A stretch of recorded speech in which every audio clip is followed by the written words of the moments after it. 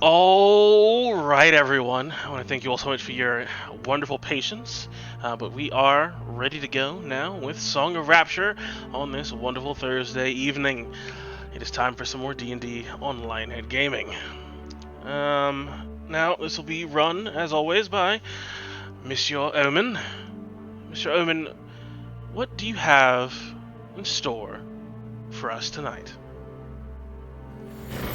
Seems like the last time we left our valiant vanguard, they were walking somewhat haphazardly down a set of stairs that lead into a place that many of them maybe not had believed would be in the small, haunted little town of Garenswell, looking and eventually finding an ally of theirs who seemed to have gotten himself lost or perhaps led into this dark and dank dungeon below, but that's not my story to tell.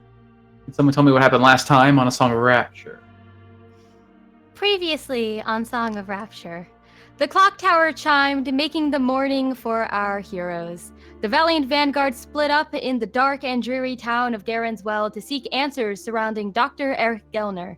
They knew the source behind the town's haunting circled him, but they weren't sure if he was in control of the phenomenon.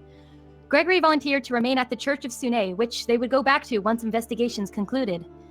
Javen spoke to some guards at the Mangy Hound Inn, though they didn't have much more to say about the doctor than what our heroes had heard before, that he was a good man. Samantha had a pleasant conversation with Mayor Lynch about the town's history, how it was once called Evergreen, and it was beautiful. The town turned eternally overcast with the death of a boy named Garen, who fell into a well 60 years ago.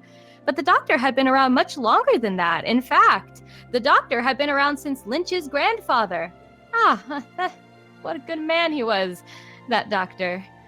And Quill, with a bit of persuasion, convinced the doctor to accept his blood donation so early in the day when he would usually be resting. While doing so, Quill spoke candidly about loss that they had both experienced. Dr. Gelner spoke about his daughter, a girl who was born and forged in the darkness as he was, except she could walk in the light of day, something he could not do. He lost her some years ago, but he was working on something he hoped would bring her back to him. Such a terrible thing to befall such a good man. And hung upon the wall in his lab was a portrait of his daughter, his Moonlight, his Luna. But before Quill could find out more, everything around him went dark. After almost an hour of waiting, Luna used her magical cloak to transport her and Persephone into the tower and figure out what was going on. They appeared upstairs in a familiar room where Luna had played piano as a little girl with the doctor as her guide. Persephone's sprite scouts told her about the picture that kills people and how the doctor disappeared with their friend. Luna and Perse knew they couldn't rescue Quill on their own, so using her connection to the Fae, Perse conjured quicklings through the veil to act as messengers and round up the rest of their friends. She explained everything as soon as they got there. Hidden behind the wall was a hallway lined with suits of armor, and at the end, in front of two tall doors, was Quill. His mind was foggy, but he did remember one thing. Behind those doors was something he needed us to see, something Luna needed to see. And so here we are with the valiant vanguard, watching cautiously as Quill opens these doors. Will they finally have the answers they sought about this mysterious place? Will they finally learn about what happened to Luna's parents? Or perhaps they'll learn what it is that makes the doctor such a good man. Find out tonight as we write our next chapter in Song of Rapture. Good stuff, Persephone. forgetting Give one yourself thing. some. Ooh, ooh. Raven did observe the memory loss effect that Quildor experienced with the 3 guards. One of them couldn't remember the name of one of their friends in Oakwell, the other couldn't remember his wife, and the other couldn't remember his daughter's name. Something eerily similar to Quildor, Javen thinks to himself. Seeing as how, well, Quildor can't remember what just happened. Maybe there's a correlation. Good shit. Persephone and Javen, both give yourself some DM inspiration. I already have inspiration. Then roll a D100. Woo! Dragon Mark. Dragon Monk. We also got to remember the one last thing we're here to do is to try to scour out some money, and thankfully, with Samantha taking a speak with the head of the village here, talking to the mayor, seemed to line something up with the stoppage of the medicine heading south, finding an opportunity to not only be paid for that, but something a little bit more permanent, trying to rid this town of its ills. It's promised 1,000 gold, I believe, to rid them of their ills. A handsome sum. As indeed we find the valiant vanguard standing at the end of a long and dark hallway that descended into a stairwell and now leads him to, it looks like a corridor, although unlike the lab above, which is kept relatively neat and clean, the ground beneath you is somewhat not dirty as it is just cracked and worn. It looks like wherever the floor you're walking on now, these sort of old and now fading tiles have been here for quite a long time. And the air around you as you approach this door, seeing Quiller take the handles, almost chilled. It's almost like perhaps being deeper underground has cloistered you and gathered the cold to surround and reach through your skin, even through some of your armor. It's almost like you guys are entering into I don't know, I guess in the fall, maybe closer to winter. As Quildor, both hands on these handles,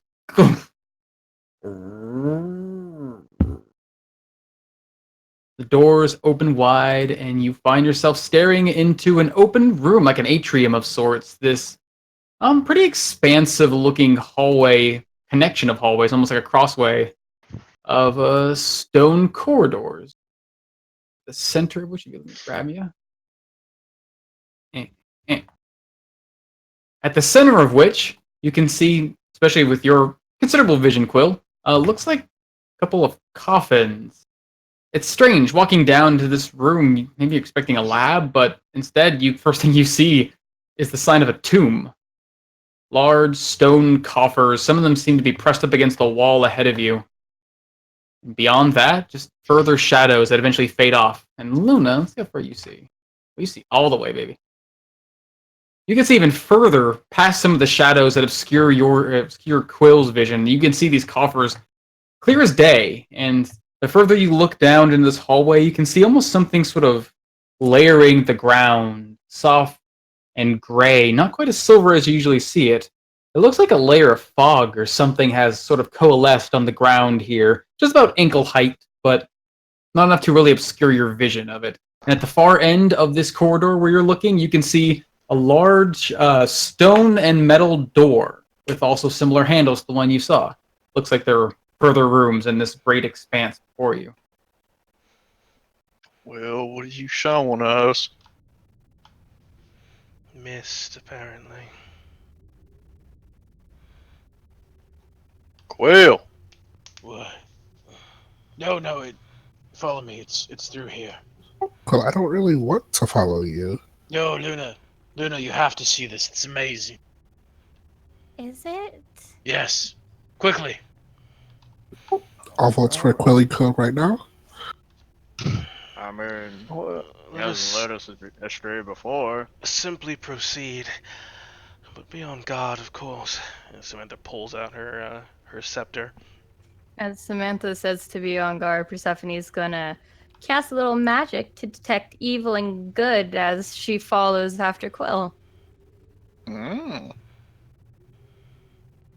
a little cautious.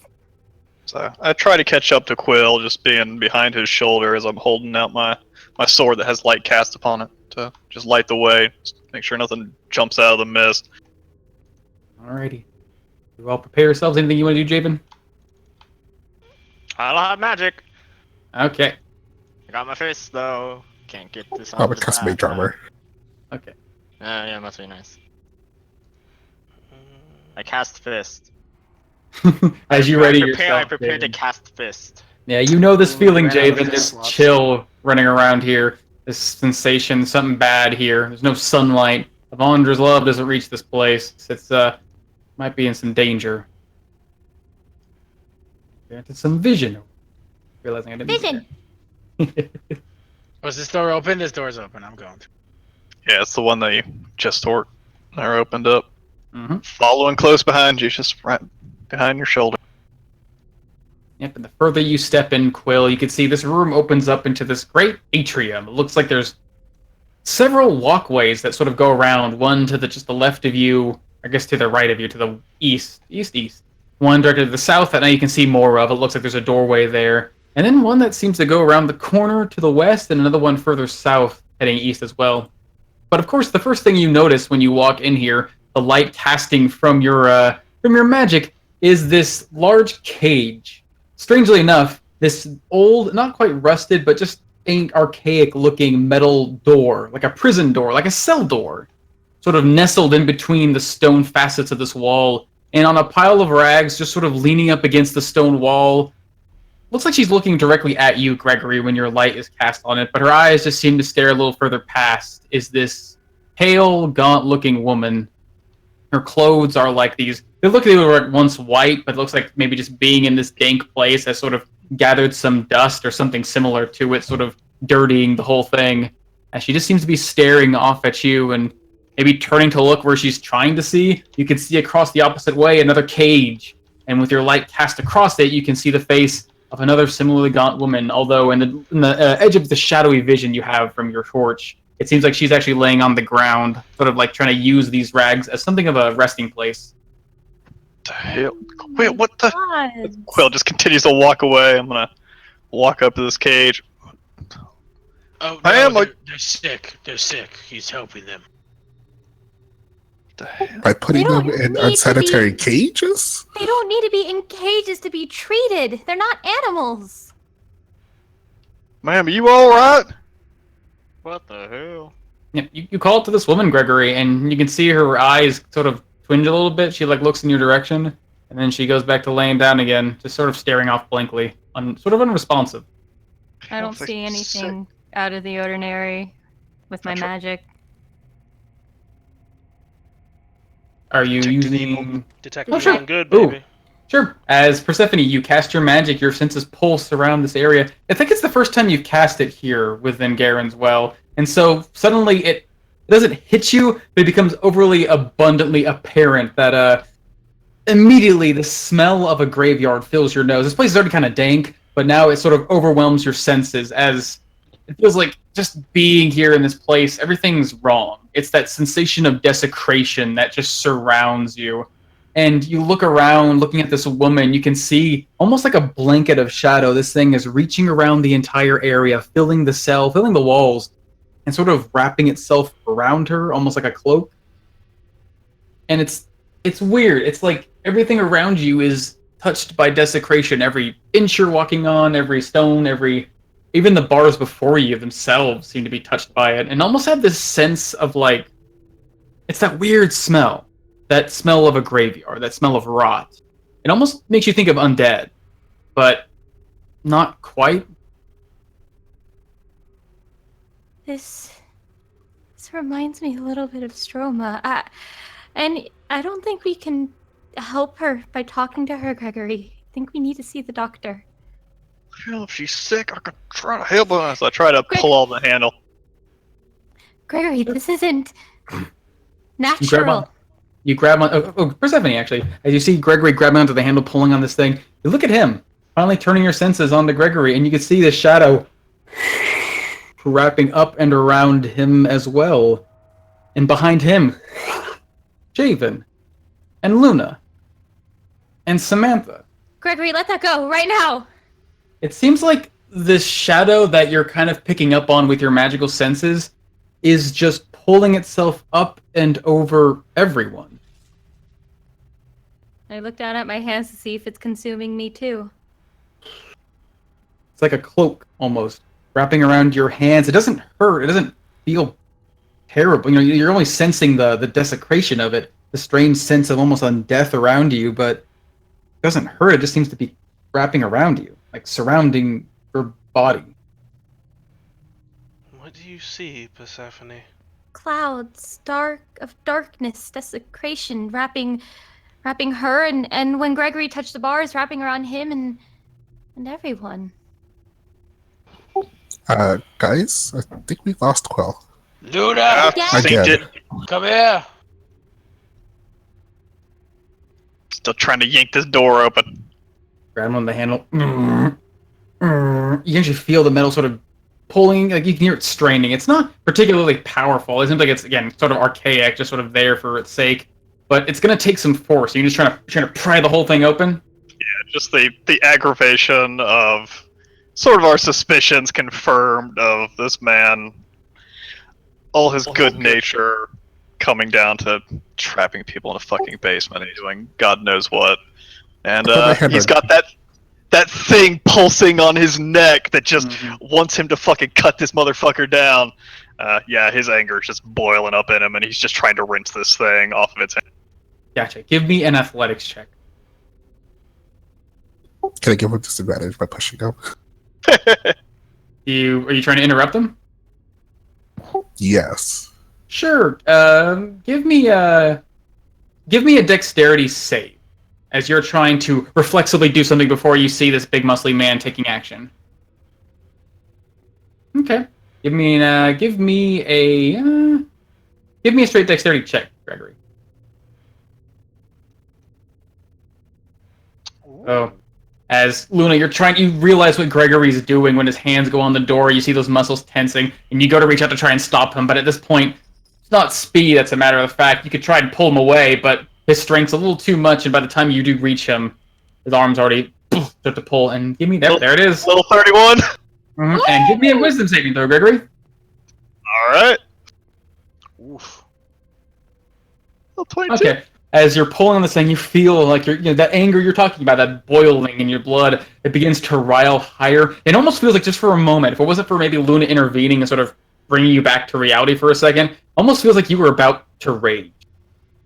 But then that strength actually pulls the entirety of this metal fastening out of the wall and sort of slides it, I guess, to the side-ish?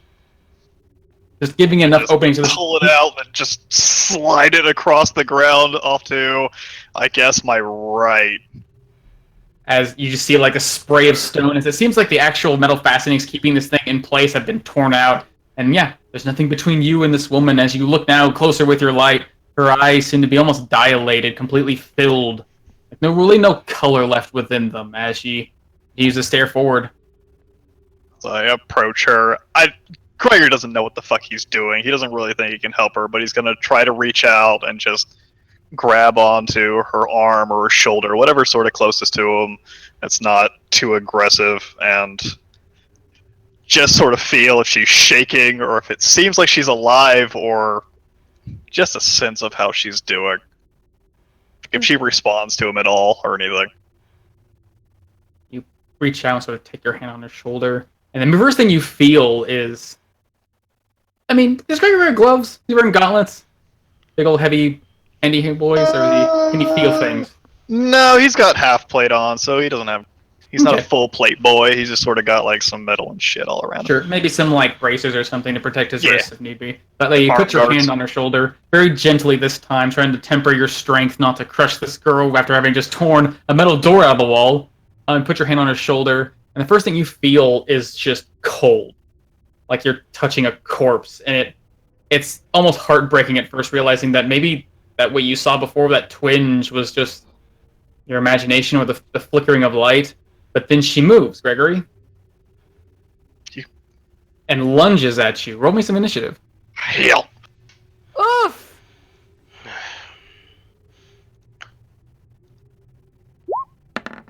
Yeah. Quick though. There's Persephone.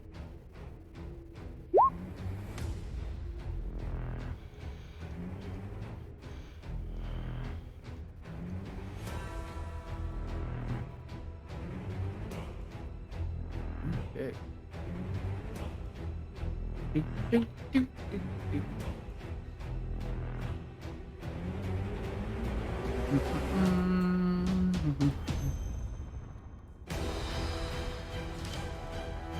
Well, you all right? You.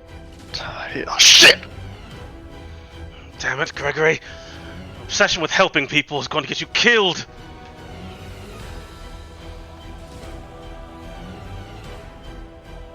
Okay.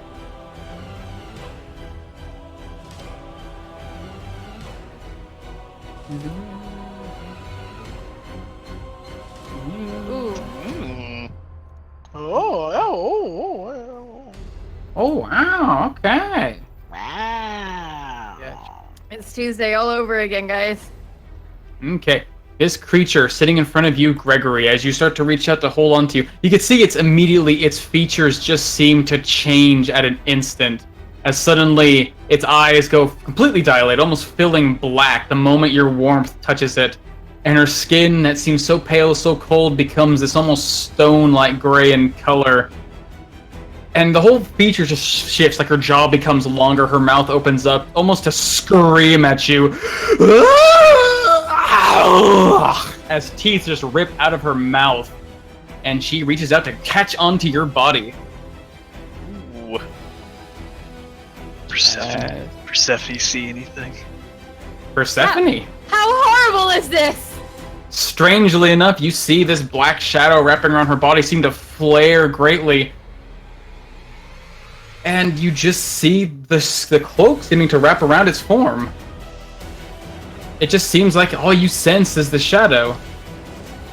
As the cloak claw reaches out and tries to catch onto you, Gregory, seeing if your reflexes are quick enough to stop it. And I'm having my great sword up next to the wall. I just pull it back instinctively in front of my face as the fucking claws just scatter across. Shit! And you see the claws scatter. You see like this hand reaching out to grab you. It misses you, so that the claws scatter across the stone wall. And surprisingly, another spray of stone comes flying next to your head as you see the tips of the claws, although swift and seeming like just trying to lash out at you and catch you, instead seem to actually tear horribly into the stonework as another claw's coming after you. That one will connect. This one, you can see the hand catch onto your body, and a surprising amount of strength seems to actually dip the claws into the metal of your armor, as it seems like she doesn't quite hurt you. It just seems like it feels intense pressure on you, but no blood seems to be spilled, just sort of this pain as you are grappled. Not do damage? Oh, instead of dealing damage. Ah! Mhm. Grabs on me. What the hell, kid? What the hell? As Luna, you see this thing that this woman that Gregory's trying to tend to suddenly catches onto him, and your suspicions seem to be right. This thing is no longer a person, at least you can tell. What do you do? For fuck's sake, Gregory, as this white flame just envelops her hand, she's just gonna flick it off at this creature as I also got fireball. Okay. And Gregory's kind of in the way, but fortunately your ability to bend your magic around obstacles and cover allows you to easily find a space between them when he's trying to lash around. And you actually catch her right in the shoulder, bashing in with a burst of flame. Ooh! Doing a juicy amount of damage. As you see this fire catch into her clothing, even seeming to ignite and burn some of it away in front of you, Gregory. And you can see this boiling flesh where the fire hits the cold skin.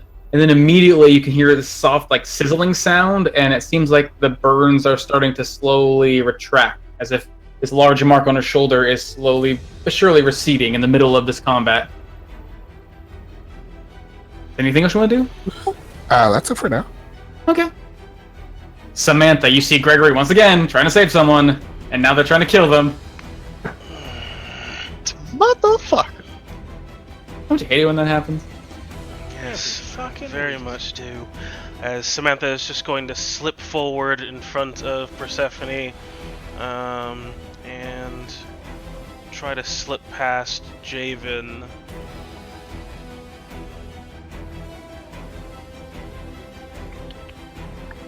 To here. All the while beginning to cast eldritch magic around her scepter and around her hand, as she is just going to just wind up just 2 quick jabs towards this thing's gut, trying to Eldritch Blast it at point blank range and push it, trying to push it off of Gregory. Okay.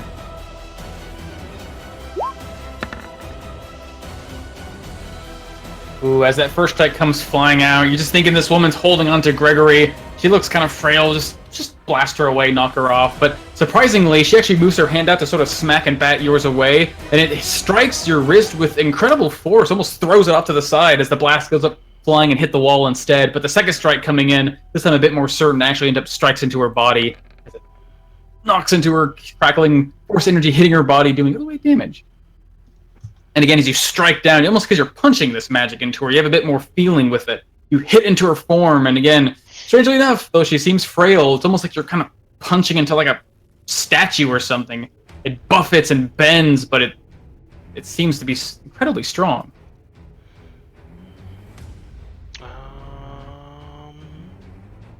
That seems like a pretty good way to test that. And then Samantha is going to try to pull away.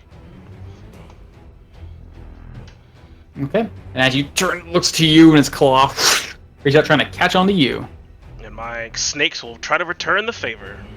Alright. Ha! 21. Yeah, that'll hit. As I swing out, saying it's gonna tack onto her, I swing my arm wild and try to bash her arm away using my Defender's Thing! Ooh. I Solemn Blade Protection. So use my reaction, then 5 feet, pose a disadvantage on the attack. Mm-hmm. So the first thing that happens is, Samantha, you're pulling away, these claws reach out, catch onto you, and it seems like where they're trying to rip into your clothes, instead they just sort of catch and hold. As when you're trying to move away, you are instead grappled. Sort of forced into Javen's space. Does it not get disadvantage on the attack? Oh, you're right, it is a busy. That's true. I thought I rolled that. No, I did not. Yeah, and I'm trying to 25. Still catching onto you, but as it grabs onto you, those snakes reaching through your disguise and catching onto her body, gonna pump her full of its deadly toxin. Ooh. As you see these teeth sink in, somehow manage this. Maybe it's the small, sharp tips of them or the magical enhancement of your strange form. Seems to guide those sharp little fangs into her flesh, and you can see her body immediately recoiling to it. As it seems like the light in her eyes seems to dim, and her skin becomes, if anything, a bit more pale. And it seems to take effect. Dang it, get off of me! As I see like the markings from where my snakes bit it, and I can see the distinctive green pattern begin to spread, and see her actually affected by it. Interesting. Alright then. She seems to sort of crack her neck and try to reposition herself. Is she holding on to 2 people now, I guess? Mm-hmm. 1, 2. You can do 2 that? hands, baby. That's cool. Yeah. Alright, All you use 1 hand. Yeah. And that's the strange thing. You have Gregory pulling on one end, you have Samantha pulling herself the other, and this woman is just steadfast. Somehow, like, you can see her feet pushing against the stone, but she is not moving. I'm just gonna set myself in the square if that's alright. Sure. That's it for me. Okay. As Gregory, you're feeling yourself pulling this thing, so you help try to protect Samantha from the strike, but unfortunately, it seems like it's still caught onto her. I swing out trying to protect Samantha, but her fucking arm is stuck onto my shoulder, and I can't really do much to help. But I just...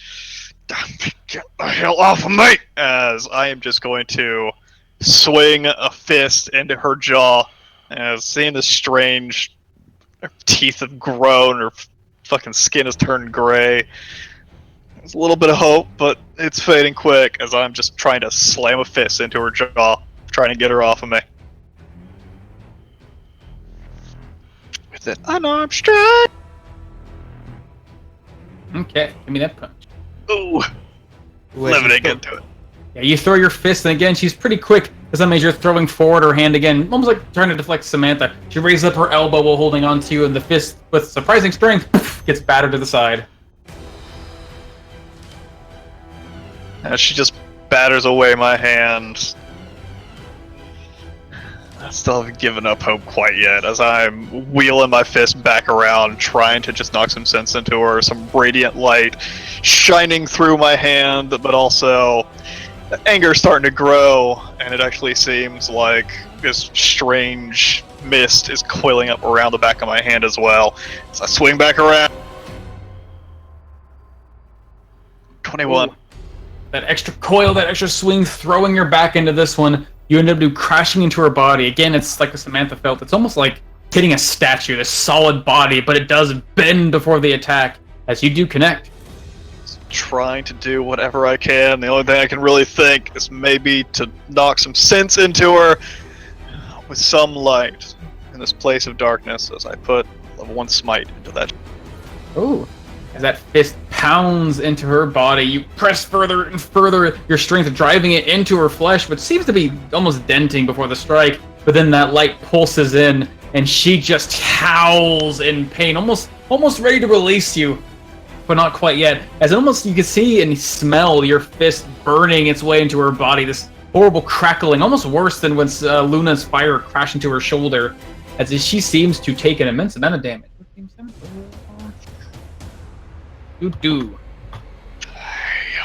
And this wound, unlike the one on her shoulder, doesn't seem to be retreating. It seems to be festering and still burning, almost glowing with light. Fuck. You're gone, ain't you? Just seeing the radiant light just burning into her form. Yeah. Gregory sort of resolves himself and starts to pick up the blade. That's his turn. Okay. Yeah, Javen, you see Gregory punch light into this creature. You see Samantha punch magic into its side. Alright. And it's still fighting. All the punches. Yeah, sure as hell ain't normal. Damn. As one attack trying to go for her nose, try to stun her a bit, maybe. I mean, she's still human in biology. Maybe the same tricks that I can pull off with one person, I can pull off with another, but just in case. Go to sleep, go to sleep, go to sleep. Gregory and Samantha sort of by your side, sort of being pulled together by this creature. Kind of hard to find an opening, but you do see eventually, after that one strike by Gregory, she leaves herself mostly open, and you use that opportunity to reach in and strike it. However you strike it. Punching her That- in the face. As- Get no. Yes. You punch her in the face. As That will I'll connect. channel all of my, I guess, not this sort of mystical energy, but really more of my weight into the punch as well. Also a stunning strike. Ooh. Trying to at least, loosen her muscles a bit. Maybe Gregory can throw her off. Yeah, you punch this thing in the face. You can hear this terrible crackling sound, and you pull your hand away, and you can see a couple of her teeth have been knocked out of her face. But strangely enough, you've punched a lot of people in the face. You've punched creatures of all sizes in the face, some of them unconscious. And this one, although smaller in size, is still quite hardy, still quite full of vitality, as it seems like her face doesn't seem to quite recoil in pain until that burst of ki moves through her body. Let's see. Visible shudder. And you can see, although her face sort of twinges for a moment, she retains that resolve unmoved. Yeah, that sure as hell ain't natural. Get him. Damn. Yep, the full assault. Go to sleep, go to sleep, go to sleep, go to sleep. As I will also burn. That'll also connect.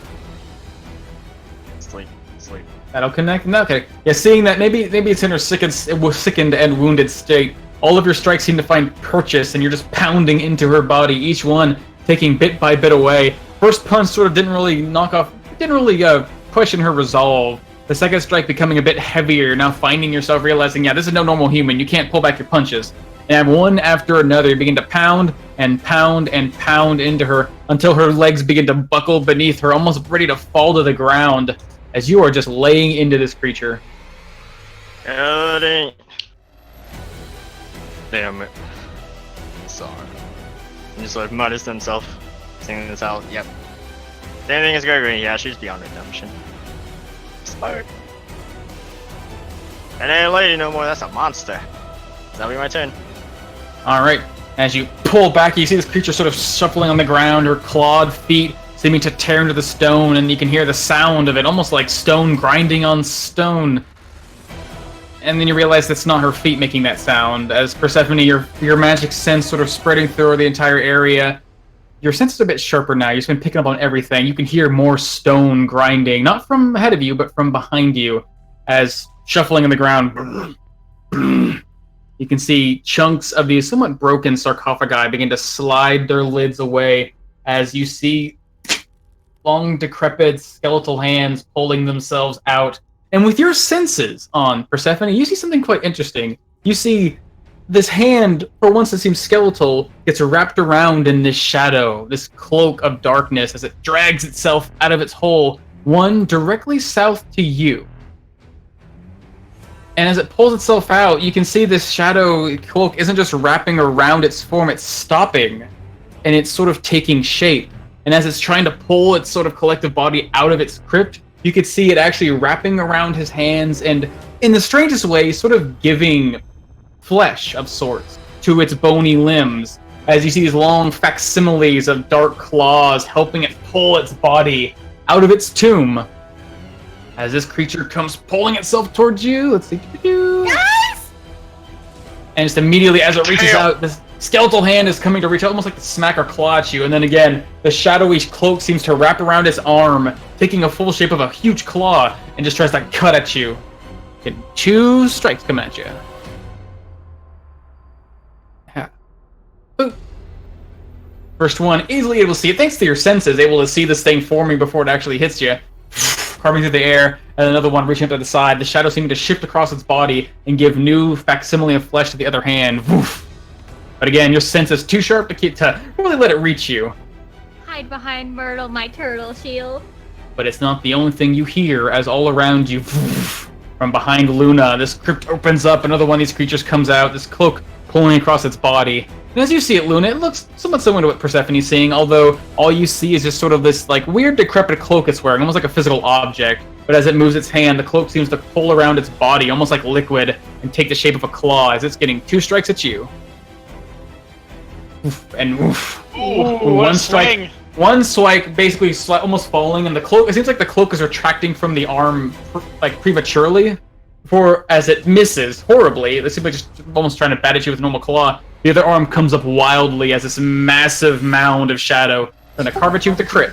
As I see him almost about to hit me, my own control over the shadows will bend the shadows that control him, as I will use Shadow Arm.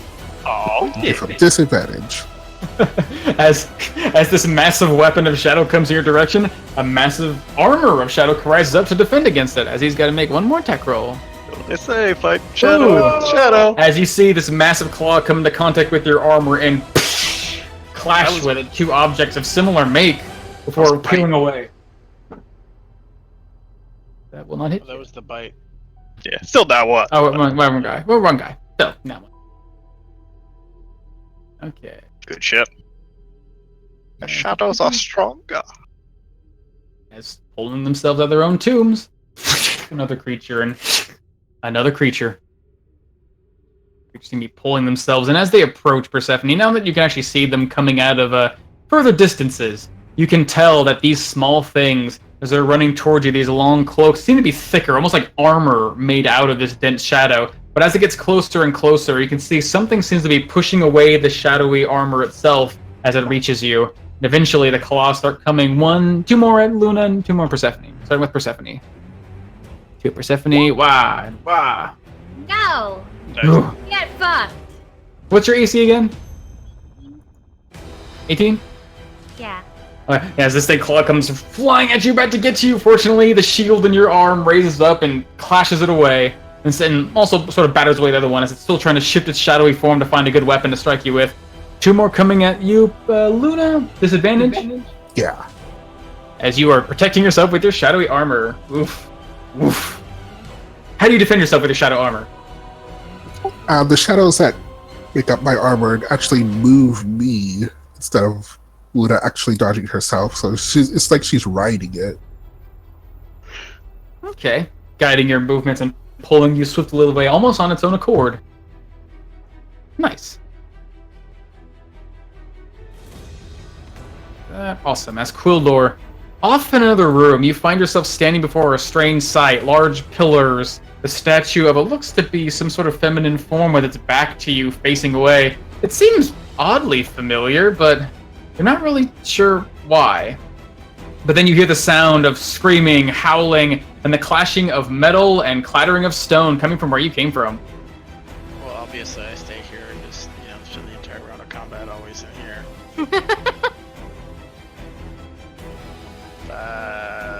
That's 30. Yep. Dash. See that. See if I got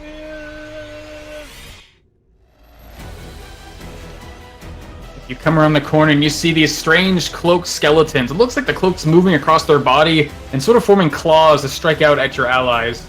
And around the corner you can kind of see, it looks like Gregory's sort of tussling with something. And you can see like this large white figure with smoke rising from its stomach, trying to basically strike out at him. Holding onto his body. As you dash to get there. Yeah, I'm gonna dash to get there, and I am going to use my bonus action. Yeah. Go into my defensive stance. Okay. I think. Let's see, that was 20. So that was 5, 10, 15, 20. I'm gonna actually go right there. Moving from here to there. Yeah, because I was at 30, I believe, here. Right? So then it would have been 5, 10, 15. So he went and that 20. way. Yep.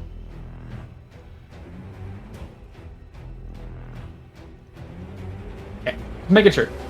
As you wheel your way around this thing, you can see their attention sort of cocks their way towards you before going back to their prey. As you pull yourself around and you start to ready yourself in a defensive stance, basically ready to defend anyone who would come charging at you. I told you she was sick. That guy could probably got a smack. Yeah, the As- south of Persephone, yeah. Mm-hmm. Yeah, because he's leaving space right there. Mm-hmm. As you do. Is that your turn, Nicole? Yep. Awesome. As from the opposite side now, you can hear that with all this commotion, and it sounds like the clattering of weapons and the spilling of... Well, you don't see much blood, but you can see flesh being torn and ripped. You can suddenly hear behind you, Quill, the sound of metal being clashed against as this woman now seems to be on... Her head still seems to be lowered as if she was laying on the ground, but her body is up and standing, claws holding onto this cage, and you hear as a head presses itself against the metal. So hungry.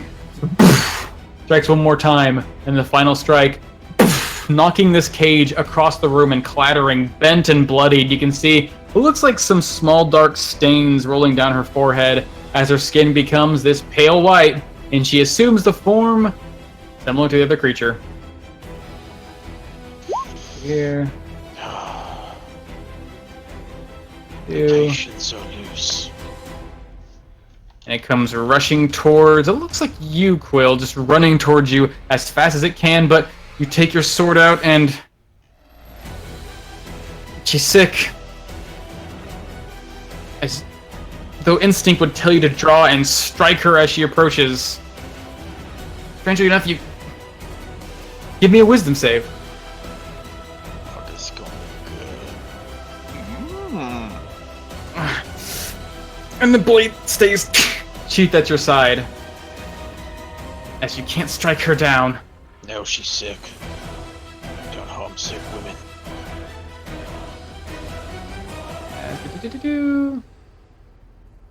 Here. Action. And she's basically just running towards you. Because essentially she used her action to rip her way out of this cage, and now she's running towards you, something in a bloodied frenzy. As Persephone, with all this going around, you see Gregory and Samantha and Javen sort of besetting and now sort of conquering this creature. This one's up behind you, lashing out at you, and another one of these, what Quill calls them, sick people, have just broken out of its confinement and is rushing towards you guys.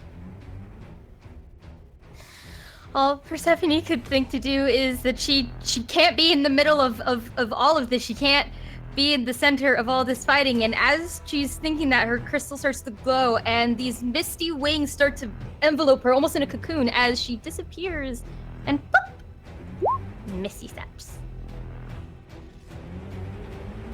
out of danger. And Okay. yeah, and as the wings open up and she can see the scene before her, no longer in the center of it, she's going to open up her hand with her crystal glowing a bright red and cast a Produce Flame attack. And this buddy over here. Ooh. Let's see. Do-do-do-do. Nice. As you conjure, I'm assuming like a green flame in your hand. What does it look like when you cast it? It looks like a flower blossoming and a single petal flying off from it as she like gently blows on it, and that petal turns into a shard as it goes straight into it. Nice. As you see, though, this flame flitters through the air, almost like a petal on the wind, and strikes into its body. And where it hits, this flash of fire runs across it, and you can see where that light seems to spread for a moment. That cloak pulls away immediately and like goes to the other side of its form as it takes a considerable amount of damage. You can see the bones immediately burning and crumpling on its back. You can see some of the ribs falling away. That was a considerable strike.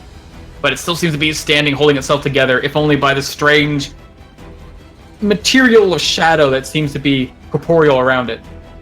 If you're not going to strike the women quill, strike down the skeletons! That's going to be my turn. Alright, this creature standing before you, Gregory. Next to you, Samantha, you can see it's wounded. Its stomach is this festering burn. You can see this mark moving along its body where Samantha's snake's teeth had sunk in. It's not in a good way, but it does look to and fro. Hungry.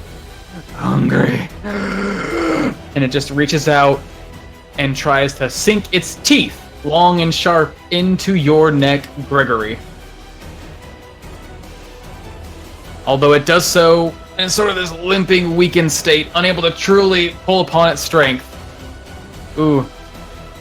As teeth come... Go ahead. It's just sort of a sad way of defending myself as my head's lowered a bit, but I see it's about to strike out as I just whip a hand up and grab onto its neck right before it's about to sink into my...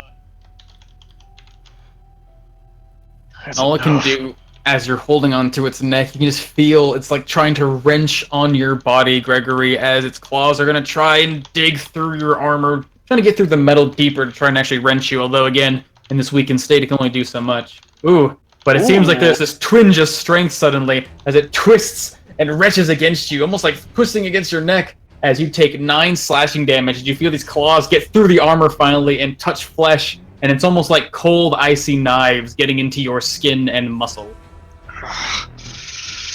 Damn it. That is all it can do in this state. Actually, what can it do? No, it's too much. Luna. Looks like Gregory and Samantha might have this one, but your shadowy armor... How long does that last? Is it a minute? A minute. Though the disadvantage only lasts till now. Okay. Finally, the armor seems to be slowly but surely subsiding a bit. Its effects starting to subside, or starting to weaken, but still the magic clings to you. Almost in the same way it clings to these creatures. These ones that seem to be besetting you and trying to strike you down. What do you do? I'm going to create this ball of black energy in my hand that I'm going to look at Quell to the side and say, you just choose the worst places to be sometimes. As instead of throwing out a fireball, she's going to grab onto that ball as it will form a blade in her hand as she makes a shadow blade. And then strikes out at this creature, a green flame blade. Ooh. Nice. Oh, hell no. I stole away your advantage, though. Ah, you're still good. As this blade of shimmering black fire rolls into your hand, you strike down at this creature in front of you, and again, as even though it's this dark, shadowy form, a flicker of silvery light runs along it, and as the flame hits its body, you can see the shadow in its own form retreating, as you do a considerable amount of damage to it. It does more damage than that, though. That hasn't scaled up. You need another D6 on the main attack, another the D8s on the fire? Green flame blade, or should be D8? Yeah, well, whatever. The fire damage needs another D8 then. Yeah. Hold on, because it should be just 1d8 and then 2d8 on the second. Yeah. Fire. Yeah, the first one needs 1 and the second one needs 1. An extra 1. So 19 and 7. Yeah, so 19 Yeah. psychic damage and 7 And, fire damage. and you also add your whatever modifier to that fire damage. Charisma, I'm assuming. So, Splash damage gets your 14 modifier. psychic damage, and that's your 1d8. Your 3 is your 1d8 extra on your attack, and then the 2d8 plus your charisma is going to be on someone else.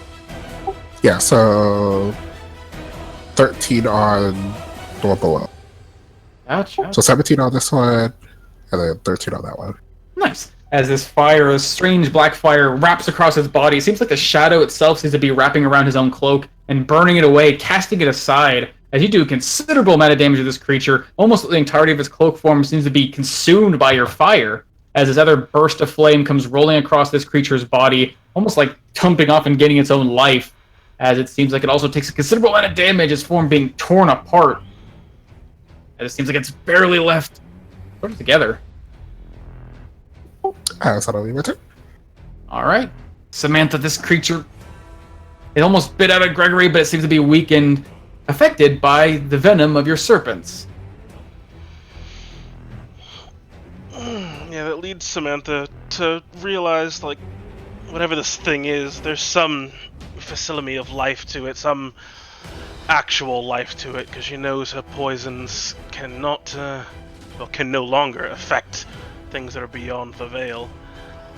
But she has no interest in trying to save this woman. Let me see here. I can't break up Eldritch Blast, right? I have to target both things. Yeah.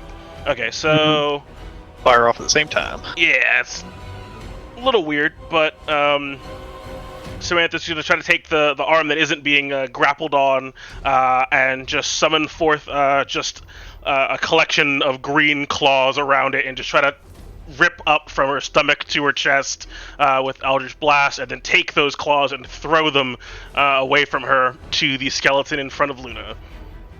Okay. Give me those attack rolls. Lady in front, and lady in front of Luna. Oh. How do you want to kill them?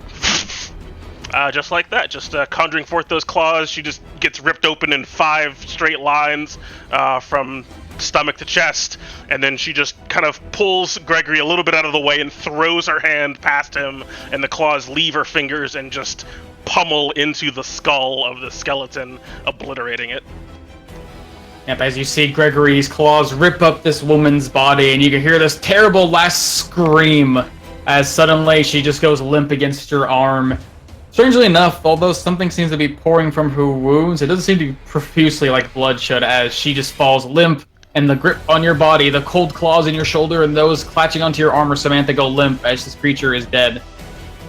As the energy goes flying through the air, coursing expertly thanks to some sort of spell snipery features.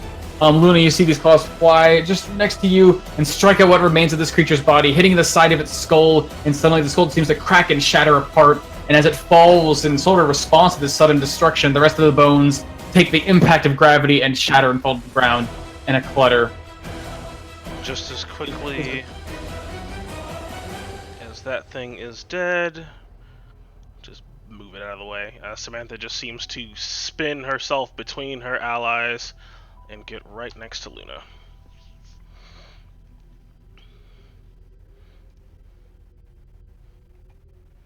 That's it for me, baby.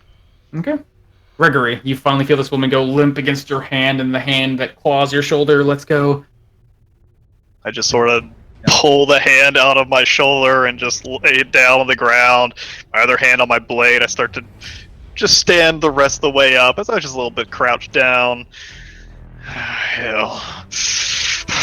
I could feel that pulsing in my neck and shoulder of this mark, wanting to just get the fuck out of this room and find the fucking madman that did this, but it's sort of being tempered by just the sadness of what happened to these people here as I just stride forward, pull my blade up to my right side, I guess my left side, as I just swing it with abandon in the midst of these creatures, just carving through each and every one of their bodies, hitting this guy first, the one off to my right.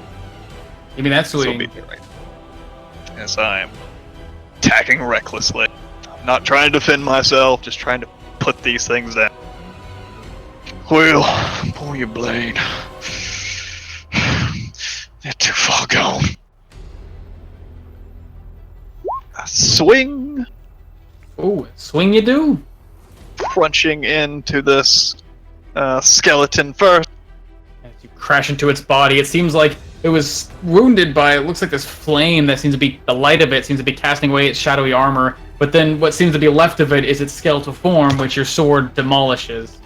As I rip through that one, I see this one hasn't been damaged, as I just put all of my strength into this next, hoping to just obliterate its body to carry my blade forth into the last. As I swing this one, great weapon. Come on. Big money, no whammies, no whammies. 21. Yeah. It's like just crunch into him, as my blade just continues on the swing.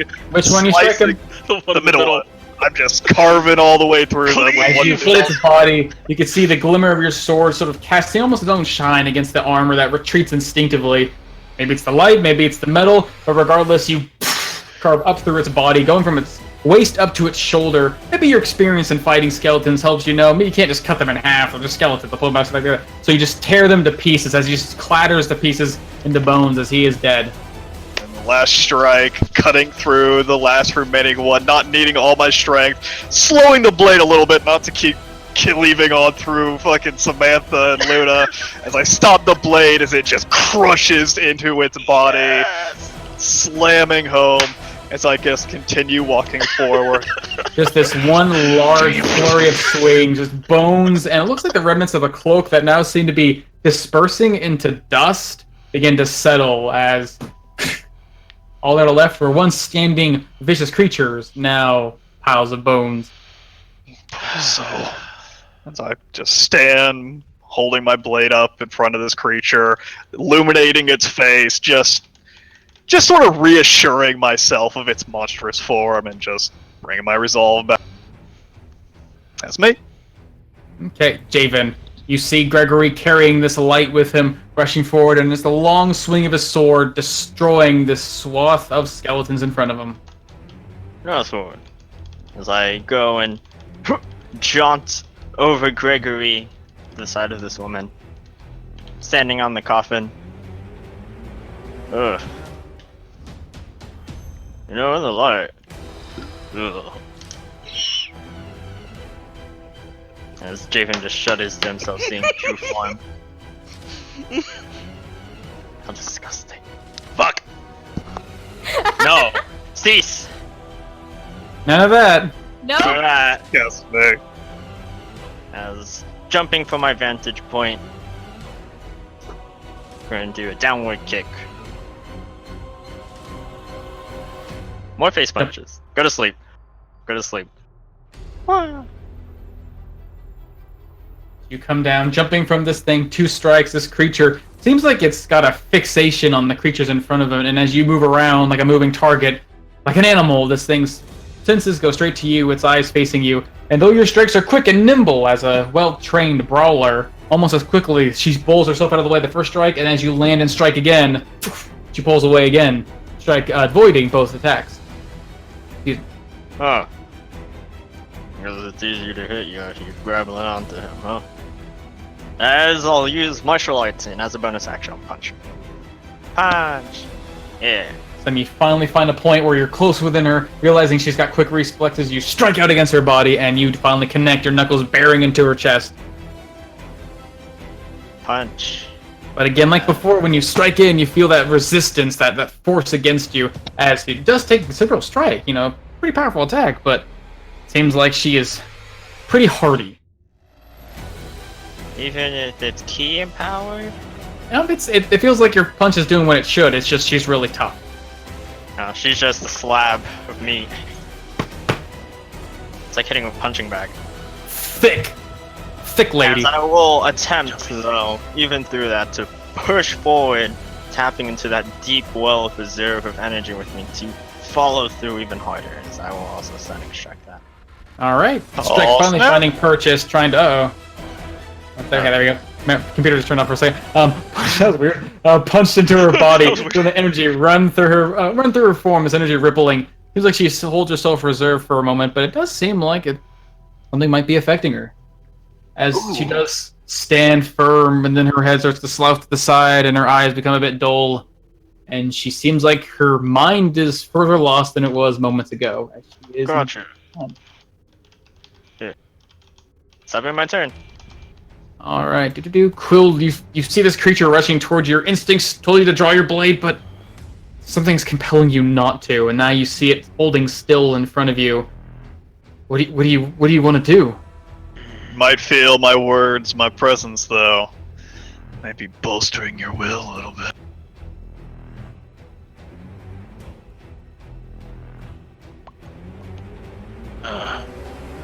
Just A little bit. You've knocked her out. Let's put her back in her room. What? What? See, the issue with putting her back in her room is there's no door. She did rip the door off. I'm gonna try to grapple her and pull her back to her room. That's all. Sure. Well, She's in this sort of delirious state, and you can see as you reach out, she just kind of like respond almost instinctively. She's still got some locomotion to her, but it's going to take a grapple check, an athletics check to try and grab onto her. So, what do you got, girl? And the same.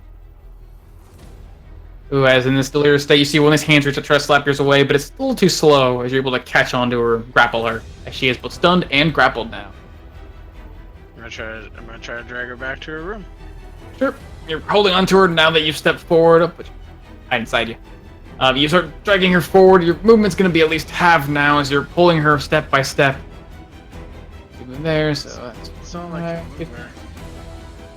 Can you move her one more square? Because you could use your other attack to push her. If you can get her one square closer, you could shove her into the room. Since he was there, I grappled her there. So that would have been 15. This was 25. So no. Well, it's too damn late. yeah, that's a monster. That ain't no woman, Quill. That'll be my full turn, I guess. Okay. As this creature sits here, they're looming. You can see it trying to reach out to grab at your hand. You can feel these cold claws reaching across your full plate armor, Quill. Even as it's touching the metal, there's sort of this chill running through you. But it seems like it's not really able to do anything to stop you. Instead, you just hear the sound of claws scraping against the metal. She's very That's all she does. As Persephone, from your little corner, having cast your magic, still focusing, I'm assuming, on your senses? Yeah. Able to see the full scope of the group. You've seen these skeletons rise and fall. You've fought skeletons before. They are weird undead creations. You see these creatures who seems like they have some sort of unholy fortitude to them.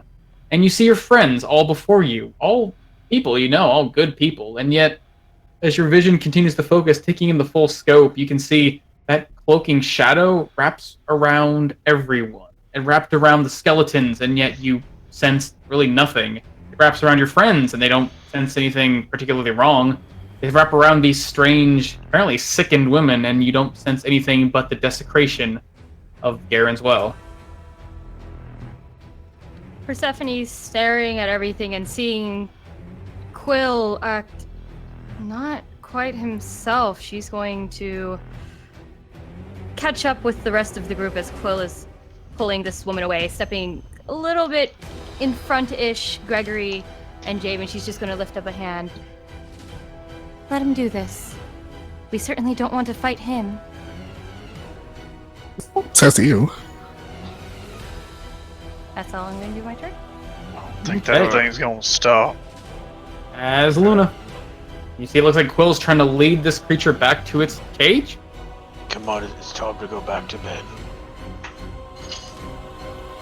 So, Quill, answer me this question. When you put her back in her, doorless cage, what are you going to do when she turns right about and tries to bite you?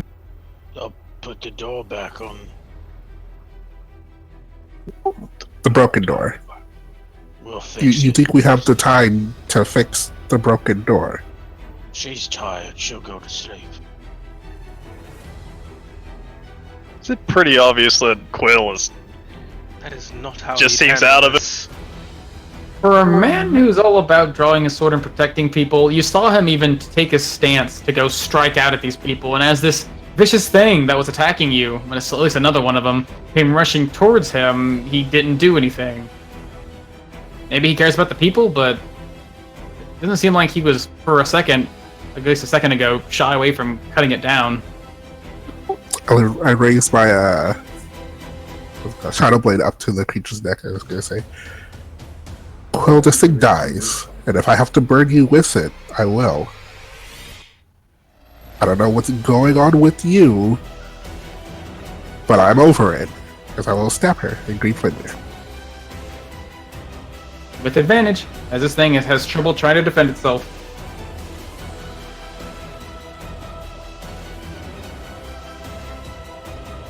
Waiting for that. Hey! As even in this moment, as Quill's sort of holding on to it, you pull the sword across its body, trying to stop it. One of the hands just happens to freak out and try to catch onto yours, but fortunately, before it deflects it away, you're actually able to cut it across its body as you are barely able to connect. Ooh. As this black fire blade coats across its body, moving through it and then leaving a trail of black flames along it. It seems like it takes a good amount of damage.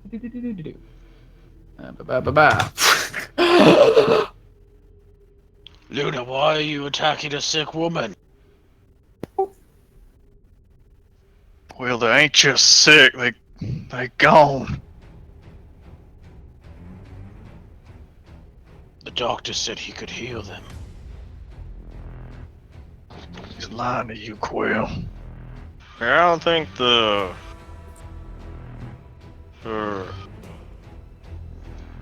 don't think it's working, Quill. Azlin, is that your turn? Yeah, it's my turn. Okay. Long 6 seconds. Samantha. I'll deal with him after the fact. As your first strike comes flying out, this creature in this sort of wavering state as black flames run across it, goes flying out the body, moves out the way, and you can see the bolt comes That's flying pretty behind it. good. Expects it though. Oh yeah, it's advantage. Forgot about that. Forgot about that. Yeah, as it is easily able enough, this creature can't quite control its movements. It seems like it's sort of teetering on foot and being held still by Quill as well. 23 will crash into its body as it gets hit by the bolt. Give me that damage. And we're just gonna push it back with both, baby. Sure. But you gotta attack one more time. Yeah, that advantage. Yeah, I rolled a You got 28 one. and a 14. I don't see it. Oh no. Jesus fuck, man. It's not even on the 11 screen. and a 23. Do you need to like turn off the animated dice thing? APIs, they're dirty. All of you are dirty using your mods. So It's not even an API. This dirty, is built dirty into mods. Brought to you by Roll20. Raw and pure. No mods. That's just Roll. that's just Thanks, normal Roll. roll 20. I just Right. put Just a I just put layman. it in shooting the shit. Did it pop up eventually? No. But I'll trust you. I know you and your instant Photoshop, but I'll trust you. Yep, as both strikes will come into its body, taking 11, 13, There you go, 18 ooh, yeah. total hits. 23, 24. Okay. As both strikes hit into its form, as the creature slides out of your grasp, Quill, and hits the wall. Good, you put her in a room. Sure, just put the No, door shut the in door. front of it. Throw Burn the her slabs door. in front of it if you want to. Then come here. As Samantha is just gonna move herself over here. And that is it for my turn, because I don't have enough actions Okay. to do everything. Gregory, you see this creature get bashed against the wall out of Quill in this strange state's grasp. Seems like Samantha's moving over his way, and you see this creature, though wounded, is still standing, and it seems like it's slowly but surely regaining its composure. I'm Quill. As I just move past Persephone, scoot in between her and Samantha. As I put a hand on Quill's shoulder. But watch. Just fucking watch, man. As I'm going to cast a bit protection from good and evil. Hoping it seems like Quill is out of it. Some horrible thing is affecting his mind. I don't know if this will help, but it's the only thing Greg can think of doing. Nice. I guess I Nice could spell. actually post that.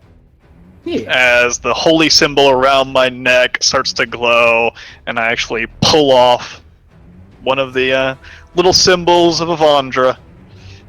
As I just place it in his hand, as I reach over hopefully with an item interaction, I just pick up the door and start to move it into place, just putting it in between me and her. Not really enough force to shove it back into place, but just sort of holding it there as a guard in between the two of us. Just watch what's happening here, Quill. Wake up. Hopefully it's an item interaction, I can just pick up the door. Yep, basically you're just sort of like holding it in front of you. It's not really like, you can kind of prop it up, but it no longer has the fastenings if you try to Yeah. If I let go of it, it would just fall over. Yeah, basically. As Quill, you have this small symbol of Avandra that sort of fades into your hand as you hold it, and it's strange feeling this sensation. It's like there's something from this magic beginning to course through you, and it's almost like it's trying to tell you something, like a voice.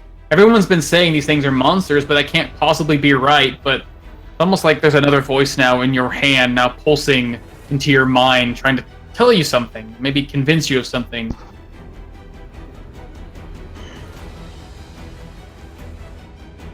That's me.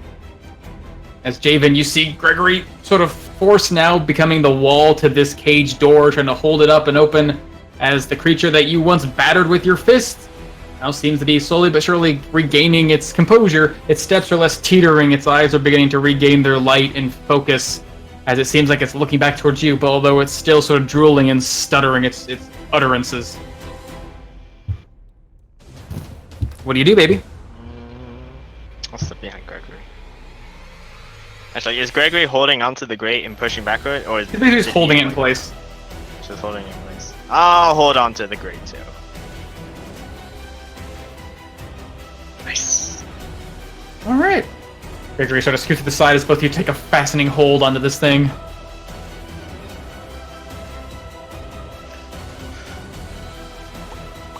Whatever that ensures, that'll be my turn. Okay.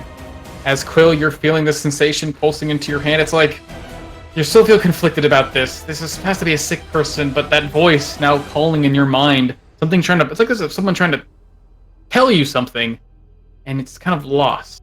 What do you do? Well, I'm gonna channel my inner Lannister, obviously, and I'm gonna pick up a coffin top. Oh, give me an athletics check. Let's see. Yeah, these things are pretty heavy. You can lift it by weight, although barely. But fortunately, you have the strength and the training to sort of leverage it up as you pick up this massive slab of stone. Ugh. Showing off your strength. So I'm gonna go sit it right in front of the old gate. Sort of squeezing your way in between Javen on one side, Gregory on the other. You're sort of like picking up this thing and putting it against it? Yep. Okay. Prop it up.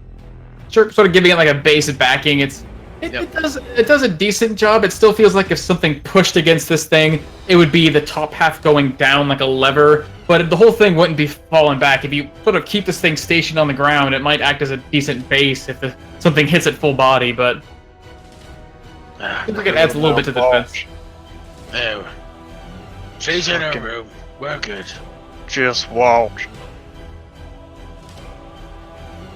Start walking away. Luna, Well, I need to show you something. I see that. Yeah, that's how my movement. Alright, as the moment this creature sort of turns its head, the stone gets placed in front of the cage. So hungry. So hungry. The eyes come back to life and it looks at you guys. There's a little person inside of you. It's fine, lady. Someone just give her a Snickers. Come here. Come to me. I need to eat. As these hands come trying to reach to the cage, grasping at you guys. Not quite able to fight through you guys, but are you helping Gregory, Javen, or are you both just holding two ends of the wall? I'm helping Gregory. Okay, as you're helping Gregory, you see this thing's trying to push against you, Gregory. Give me a athletics check. As it's trying to force itself against you. And again, small body, you and your little ally. Okay, cool. You and your ally trying to keep this thing up and sturdy. But it seems like this thing's quite strong as well. But fortunately, with that high of a roll, it seems like you're able to bolster yourself against it. And you can feel considerable force pounding against you, trying to knock you off your feet and get through. But this thing suspicion's correct, it just seems like it's almost like a vicious animal. It's talking in these guttural voices, these sort of growl as it's trying to reach out and claw at you guys like an animal. Well, look! This ain't a damn man woman! Yeah, that ain't normal. Oh! As Javen's like having to readjust himself. Yeah, it's She's really sick. Because his arms are getting tired, he like puts his back to it. Damn it. that is all she can do. Persephone, you're watching over the situation. It's what's going on with Quill, and you can watch him as you turn to look.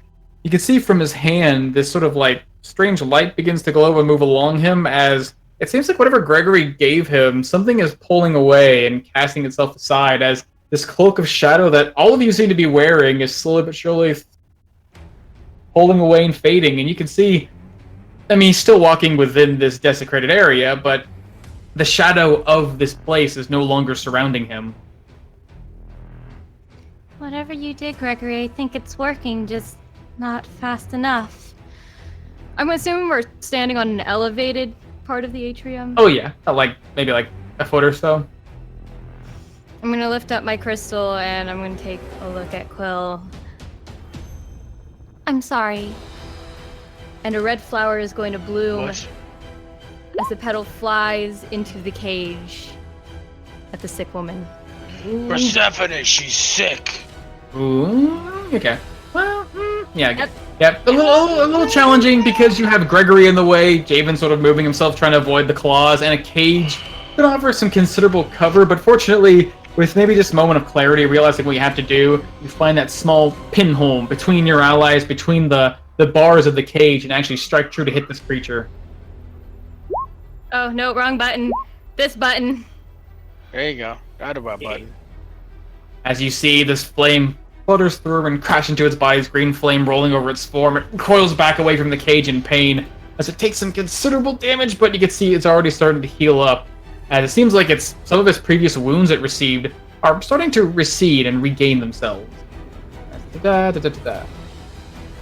it seems like there we go. Ending. Ooh.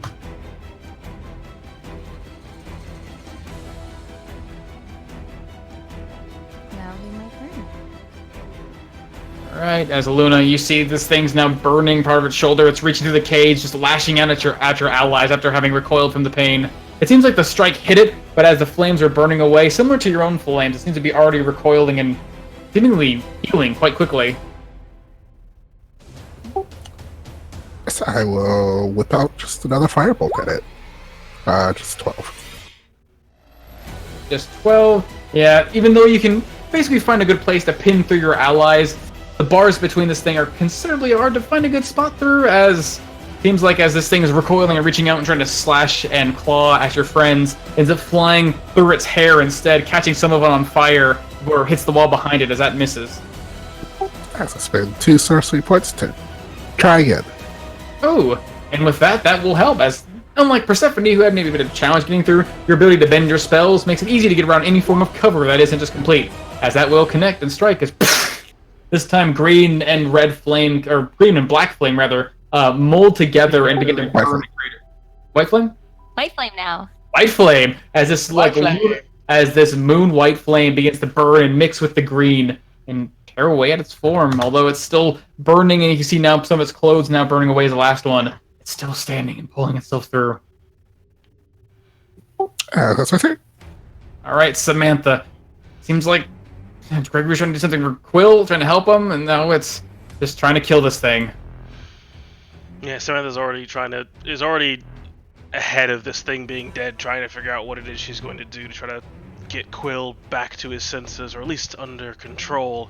But in the meantime, she'll just conjure forth 2 green eldritch daggers with drips of poison coming off the tips of them, and just fling them through the air over, trying to go over Gregory and get to this thing. As I'll use a bonus action to make them Wretched Blast and Eldritch Blast her. Sure. Thank you. As both those will connect, charged with venomous energy, you fly past her allies to the bars of the cage and strike true. As how do you want to kill her? Through the eyes. Through the eyes. These 2 motes of energy hit her in the face, and you can see this necrotic, almost poisonous, like green, like markings spreading across the white skin as her river coils back. Her arms sort of stuck inside the bars before she slides down, claws becoming free, and she hits the ground dead. Good, you put her to sleep. Which way is Quill facing? To the left? This way. Okay. Samantha just As with moves that, in you front of guys find stopping around. I was like, No. yes, find What's the yourself. part of her turn? Yeah, she's on her turn. Yeah, but combat's over. Doesn't matter. I don't know, is it? Yeah. Yeah, that's what I'm doing. Turn order. Quill is there. cuts down Samantha. And so that blast, there's a calm that falls across this dark and decrepit cave. As seems like for now, I mean, you don't see any more of those things crawling out of the tombs. You found some sort of moment of peace. Quill. Come here. I'll show Try you to this. try to stand in front of this. you. Oh, I'm just gonna walk by. No, come here. Grabbing you. Wait. No, it's Whoa. pretty. Quill. Are you trying to grapple onto him? Yeah, I'm trying to grab him by the face, but he keeps moving. Sure. You're assuming when you're close enough, you try to grapple onto Quill. So give me an athletics check. Let me turn the advantage off. Quill. Ooh. Ooh. As this thing you're Ooh. pulling away, finally, maybe Nice. just a bit of force, you manage to catch onto some of his armor and keep him still. As Quill, you find yourself unable to move forward where you want to go. No, you have to say what's in this room. Quill, I know you want to do everything you can to regain your honor, don't you? Oh, I know. The doctor said I need to show Luna this. No, the doctor is wrong, Quill. Listen to No, me. he helps people, Samantha. No, I promise, if you listen to me... Samantha, regain he your helps honor. people! Shh, trust me. Listen to me, and you will regain your honor, as I will cast suggestion on him. Calling on a good old-fashioned trick of mine. At this point in time, I am not extending my goodwill to Quill. Maybe even dropping concentration on certain spells because they don't seem to be working. Sure. And what are you suggesting? That he listened to me. I mean, you're not undead or anything. You're fine. I'm not. Yeah, that he, Well, he give me listens to a me if he wants wisdom to saving regain his throw. honor. 14, as it seems like, I mean, again, this voice pressing in the back of your mind, suddenly another one comes in. It's almost like a similar voice reaching into your ear, speaking, and suddenly, I mean, you feel compelled to go show them what you want to show them, but it is Samantha. It is your ally. It must be important as well. It's almost like you feel like something torn between two forces.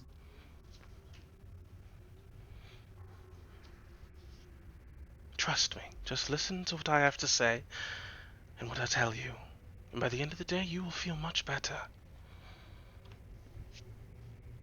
Am I compelled a certain direction over one?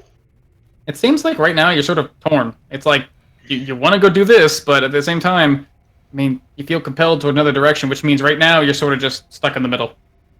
And with you. Sort of like it feels like rather than it's like you're on a track, right? You're forced to go one direction. You can try to stop and change direction, but something always pulls you like one way. And now you're sort of being pulled two ways. It seems like there's enough difference between the two of them where you, as an individual, have maybe a bit of sway. Listen to your ally or continue to follow down the path and find the thing that you don't remember. But then said, but he said to do. Where's Samantha? What? Oh, she ran away. Simply wait there patiently. Gonna put a hand on Quill's shoulder. I'm gonna put one right back on Gregory's shoulder.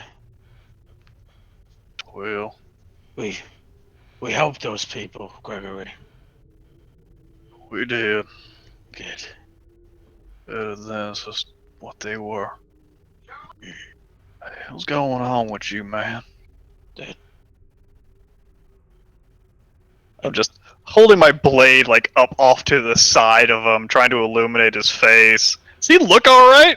Is he turning pale and shit? I mean, he's already sort of pale, but I don't know. Give me we checking like his health? Yeah. Sure. Give me a medicine check. Trying to discern his current state of health depending on things have been. I mean, he's an elf. Like, you know, elves are pretty thin, pretty lithe. Remember, maybe you first met some elves, maybe you thought that they look a little skinny. Quill's definitely not that kind of elf. He's pretty built and well strong.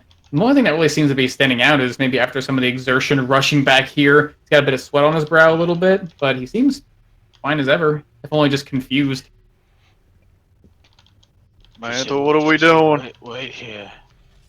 Wait here. Yeah, let's do that, Quill. I'm just sort of nervously looking over his shoulder at Samantha, seeing what she's doing. She's kind of bossy, though. Is this for your own good? As I look at what Persephone and I guess maybe Luna are looking at? Looking down the far end, finally, after the commotion dies down, you see one last cage that seems to be left unopened. And inside is another clothed figure, a bit more clothed than the other ones. Seem to be less scrappy and torn. This one seems to be huddled in a corner. This looks like she sort of pressed herself against the wall, her head sort of laying side to the side against the stone wall like the others, but her eyes are wide and watching as she sees what looks to be the soft glowing of light coming from behind somewhere, and then in front of it, two shadows cast before her into the cage as Samantha and Persephone approach. Persephone's gonna open her hand as this green flower that's been blooming opens, but it just stays in her hand to provide some light. You're not- She's sick. You're not like the other two. You would have attacked us. Who are you? What are you doing here? What did you do to those people? We're the Valiant Vanguard. We've come because there seems to be something strange in this town. Are you okay? Just don't come near me. I saw what you were doing. Why are you here? Why are you killing people? They weren't... They were consumed by a darkness. They weren't as you might have known them before. But The Persephone... people of this town! I saw you consume them with magic! I saw smoke and fire! And you have fire before me? Are you going to kill me too? No, it's okay. It's okay. How long have you been here? Tell us. What is your name? Don't kill me. Please don't kill me. Where's the doctor? Where's the doctor? The doctor. Hell. He's helping her. Persephone, I think whatever it is the doctor's done to them, she may be the newest. We can leave her and address the root of the Right. problem. Hopefully she'll be better. We can find an Yes. answer. I agree. Oh yes, the answer. It's in here, Samantha. It's in that room. Let me show you. You going to follow my instructions? You said stay here. Good. Now, let us see what it is the doctor so badly wants us to see. Yes. Let us see. Let us see. I'll show you.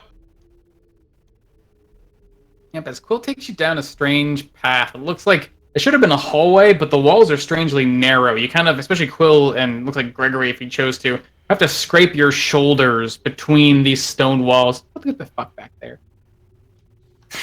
Zooming on! As, okay, we're gonna do this then. Quill, you're moving your way in here. Seems like this place is pretty hollow. Samantha, give me a dexterity saving throw. Cheapy motherfuckers. Oof. I'm not moving myself. Oh, I thought we were just walking through. Yeah, I didn't realize.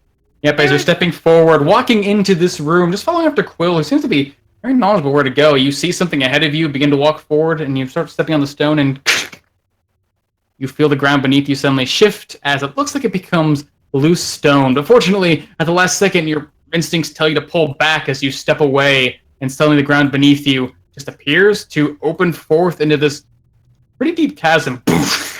As stone falls and clatters to the bottom.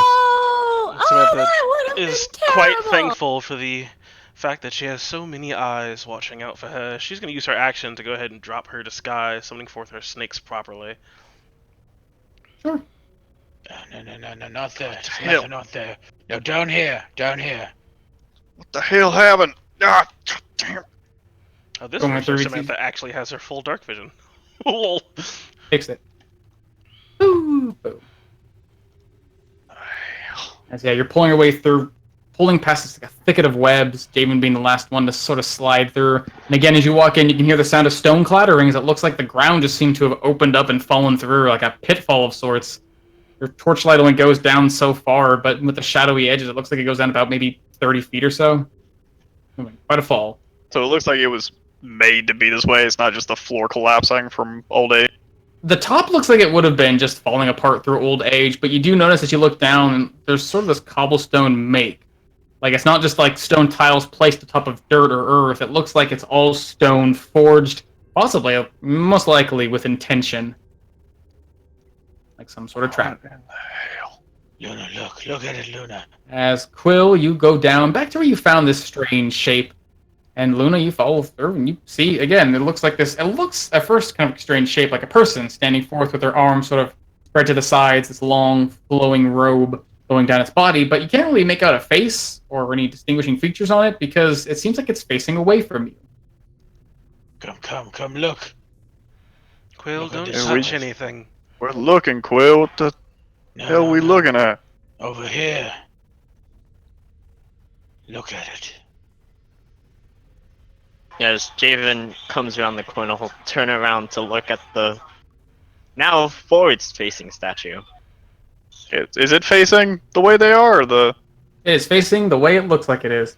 Okay, gotcha. It is facing with its back to you. Persephone's going to keep concentrating on her magic until it just like fizzles out at the end of 10 minutes, Sure. Look however at long it, that Luna. is. The statue. You're sort of surveying your area, Persephone. Your magic's still holding on as long as it can. Picking up, it just seems like everything again is wreathed in shadow. It does seem like as you look down towards this statue, all the shadows seem to go around the base of it, and then it almost looks like it doesn't wrap around this thing. Like it's one of the few clean things until you realize the shadows are wrapping around it. They're not loose and guiding like a cloak in the wind. They're tight, like a skin forming up along this thing, almost perfectly encapsulating its form, as it too seems to be heavily desecrated. I wouldn't get too close to that. It's also covered in the shadow. Looking it up and over from the other side, you see carved into its form is an ornate-looking robe. It doesn't seem too like designed or detailed, no like fine etchings or anything to it. I think it just seems like just a simple-looking robe with like some fine stitching along maybe I guess the sleeves. What really stands out is that the hair falls down to its shoulders, past like in this really neat fallen way, and that where you should see the majority of a face or make out like some sort of distinguished mark of beauty, like you would of a statued woman. Instead, you just see it looks like some sort of object, like a mask or some sort of slab, covering the entirety of the eyes down to its nose, like a visor, and this soft, like I guess not soft, but small pouting mouth beneath, facing off away. What the hell is it supposed to be, Quill? It's beautiful. Well, you feel it, that voice in your mind. This is. Wait, this isn't it. Uh, I'm gonna No, it's over here. I'm gonna Over squint here. my eyes real quick, calling upon that vision, look upon this thing. That headache's gone for now. Just seeing what Persephone is saying, finally taking a look at this place, and looking at the bag of Quill as he starts to walk away. Sure. As your vision comes back to life, just a pulse of sorts. Again, you're beset by that feeling of desecration, that sense of undead everywhere. And now you're looking ahead. You look at this statue, and you see what Persephone sees. Again, it looks like shadows are just sort of roiling and covering everything, like a cloak that is billowing in the wind, just sort of, masking things. But instead, as it gets to this thing, it seems to tighten, almost like a cloth drawn taut, and wraps up and around its body, holding its hands to the side. And it seems like it's a fully formed cloak. And now that you look up at the face and the figures as this thing's wrapped, you can sort of make out just a glimpse of more detail. It's not really something that your senses can perceive on, but it's almost like an instinct as you realize you see like these ornate silver markings, just like a flash of light across its body. You can make out like sigils of something on it. This strange slab almost growing, like it looks like the markings, like a long spiral swirl up the forehead before it fades. It's it's desecrated, but it's not. It's hard to describe it because most desecration is horrible. It's some sort of blight on the world that's causing an issue, and here it clearly is. But this is like neat and orderly. This isn't something that came in and carved a wound into this place. This is something that just is in itself in every facet of its nature meant to be a wound. Somebody did this fucking thing. Quill! I start quickly pursuing after Quill. No, it's fuck Gregory. Look at this. Yeah. Quill, wake the hell up as I'm gonna grab his shoulder, try to wheel him around, and just And as punch you- him straight in the face. And as you're turning to go after Quill, it is something strange, is that you see this light spreading across his body, now almost fully encapsulating him. You're turning to look, you see you walk past Persephone, you walk past Luna, and you do, as you're looking at them, maybe your focus is mostly on Quill, but you're looking at them in that moment, you do see that same shadow wrapping around your allies like a cloak as well, but then you look at Quill and you can see that cloak starting to pull away bit by bit, but then you get to him and you just swing a punch. Give me an attack roll. Quill, you turn to face Gregory, and that arm extending out, you think it's going to grab your shoulder? Instead, it's a bald fist going for your face. I'm gonna swing recklessly, because, I ain't defending myself. I'm just trying to knock some fucking sense into this man, because something is not right, as I just try to bop him. Non-lethal! Doesn't make a difference. I mean, you can just crit, smite, Ooh, 27. fail. Thankfully for that. Yep. Be Arwen reckless! you turn to look at Gregory and just see this wild haymaker coming your way and crash across your face, and something clicks in your head and you hear that voice for a moment speaking out like Quill! Well, not just Gregory, but another voice, as give me another wisdom saving throw, this time with advantage. I am pulling everything I have to just try to force some sense into this man. And It's a 29! Quill, that thing pulses in your mind, and that voice finally becomes clear to you. Who's speaking to you? It's a deep and gravelly and has weathered many years of both victory, shame, and turmoil as you realize that voice is yours. And you're back to your senses. Son of Quill, but wake the hell up! You also would feel the honeyed words of Samantha that echo in the back of your mind also just in that moment get shoved out as one of my allies attacked the thing that I suggested. Therefore, suggestion ends. Is that Punching the spell out of him. you'd see like Samantha recoil back, almost kind of stepping back into the pit for just a second before managing to catch herself. Gregory's gotta beat the magic out of you, Quill. You could have told me you were going to do that, Gregory, Gregory. It hurt. You struck me. Yeah, I did. Now, why are we here, Quill? It's a good blow. Here. Do I know where I'm at? You remember for a second, there was something in here you really wanted to show them, and you couldn't remember exactly what it was, but it was compelling you to go pull the party in here. But now, I mean, you don't remember being in here, you think you were, but you don't remember what you were looking for, you don't remember really anything else but what you've seen just moments ago. Wait, what? Oh, there's a statue over there. Where are we? Quill, you went to talk to the doctor and we didn't see Right. you for nearly an hour. And when we came to find you, you were in this place, insisting we needed to see something. What did the doctor do? Well, we were talking about Luna, and then he showed me a picture of her, a painting, in his laboratory, and then Gregory punched me. Oh my god. Was a good blow, Gregory. I must say it was. Enchantment magic can be fickle. As Samantha What do you mean, Samantha? I would not be swayed by enchantment magic. You were swayed by Gelna's magic and my own. What? But it is no concern now. Gregory has righted things with his way of doing things. Samantha just kind of like looks past Quill, turning away from the parchment, I guess, on the tablet in front of her, looking at him with her own eyes for just a moment before turning back to it. How does Quill look hearing that?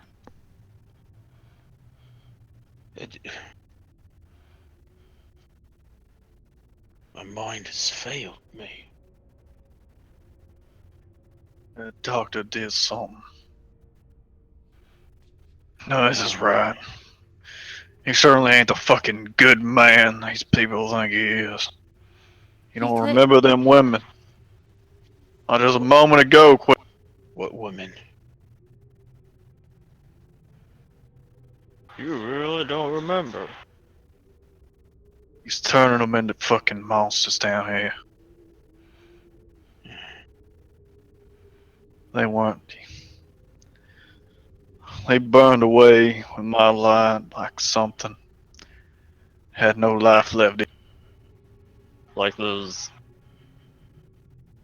Javen, this is what I want to say, but the zombies on Stroma? Yeah, Yeah. this actually feels a lot like Hall of Virtue meets Stroma, and I don't like it. It's I weird. don't like it at all. What did you? What is? I don't know what you're talking about. It was an island the elves had a long time ago. They had unleashed something there that caused everything to fall into undeath. Though these creatures, the women, they were so close to undeath, yet faintly alive. My intoxications have no effect on the dead, yet they recoiled and succumbed quite quickly to my poisons. I have to wonder if we are not dealing with undeath We're strictly. not. Perhaps maybe a curse? There is an influence along this entire place.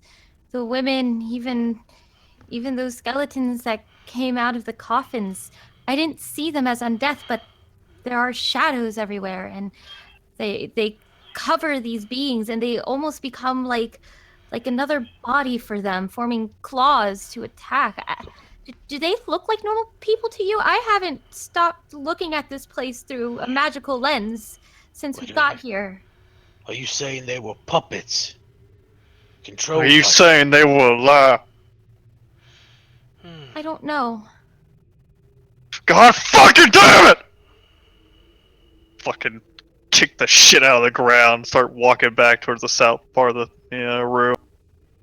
Wait, what? Gregory, give me a wisdom saving throw. As I just fucking. I've got nothing but images of that fucking doctor in my mind. I self-imposed disadvantage. Sure. Persephone's gonna scoot to the closest person. I didn't need disadvantage. So fates aligned it as, yeah, Gregory, you feel it's getting angrier, angry. You're gritting your teeth. It's gritting your teeth so hard, and you can almost feel them cracking in your mouth as that mark, and it's like your blood is boiling, and it seems to be almost funneling and singeing within you, almost seeming to pull up and burn like someone's putting like a brand on your body, is pressing in, but it focuses on your neck as you feel your blood boiling, and for whatever reason, you're angry, and it's not coming from that well inside you. It's not that threshold you have to break through. Gregor, you are raging without using rage. Motherfucker. God damn it! As just my blade, the end of it starts to glow this strange pale blue. As I walk around, look at this fucking statue. God fucking damn it! As I just swing the side of the blade into the leg of the statue. Just one more time over and over again. Jamerson. Persephone's gonna scooch closest to Luna. What did they look like? Did they look human? Striking at this thing, your blade smashing into its body. It's it's not like before when you just swung your weapon at a big piece of furniture, a big little slab of stone. Last time you did that, your blade started to bend and break. Your old sword, at least. This one stays firm, although somewhat flexing as you hit. As you're just striking at the statue, hitting at the leg. You strike the material of the leg, and you see it cracking. Strike again, it seems cracking even more and even more. As you pull the blade back, you can see where it looks like the stone is falling apart. Looks like black dust is falling away as this statue seems to be crumbling bit by bit, but you're just striking away at it. Yeah, I am just fucking. As I see that I've started to deal some real damage to the statue, I am intent to fucking cut it to pieces. As I'm just wailing at this fucking thing. Okay. Gregory is making a huge clattering sound throughout this dungeon. What are the rest of you doing? Jefferson. Samantha, what is on this table? You see, like, with each resounding smack of the sword against stone, you can see some of the snakes on her head that are watching the scene to the south sort of recoil. But she seems to still have her focus on the scraps of parchment in front of her, trying to make sense and see what's written on them, and the tablet underneath, if there's anything. Sure. It looks like a large altar of sorts, although it's been cracked and broken apart. It looks like this thing's been sitting so long, just maybe time itself has caused it to fade in strength. Looks like there are some of these large circles drawn on here, etched with maybe some sort of sharp object and chiseled into the stone, although kind of hard to make out exactly what they are. You look at the parchment, and it's all these different pieces. It looks like it was one solid form, but now it's been torn or burned to pieces. You see, like, fragments of, like, some parts that looks like small drawings, a circle with, like, a sigil within, look like a marker of some sort. Some with, like, written in, it looks like some sort of archaic form of common, perhaps maybe, well, you've heard of Undercommon, but it's not quite something you're fully aware of, I don't think. And other inside, you see, like, look like half circles, lines, dark. You see symbols. You see it looks like someone painted the visage of either fog or fire. Looks like one point looks like cracked stone. It looks like this. It looks like pieces of one large picture, but kind of hard to see how they all go together without some finagling. Like physical finagling? Yeah, physical finagling. Yeah, I physically finagle. I try to move the pieces around. Yeah, give me a straight int check. That's gonna take you some time.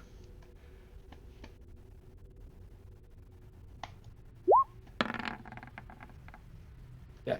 Okay. It's just to pull the pieces together. You're just you're finding some go together more easily than others. It looks like something had either torn this up or maybe something happened to this.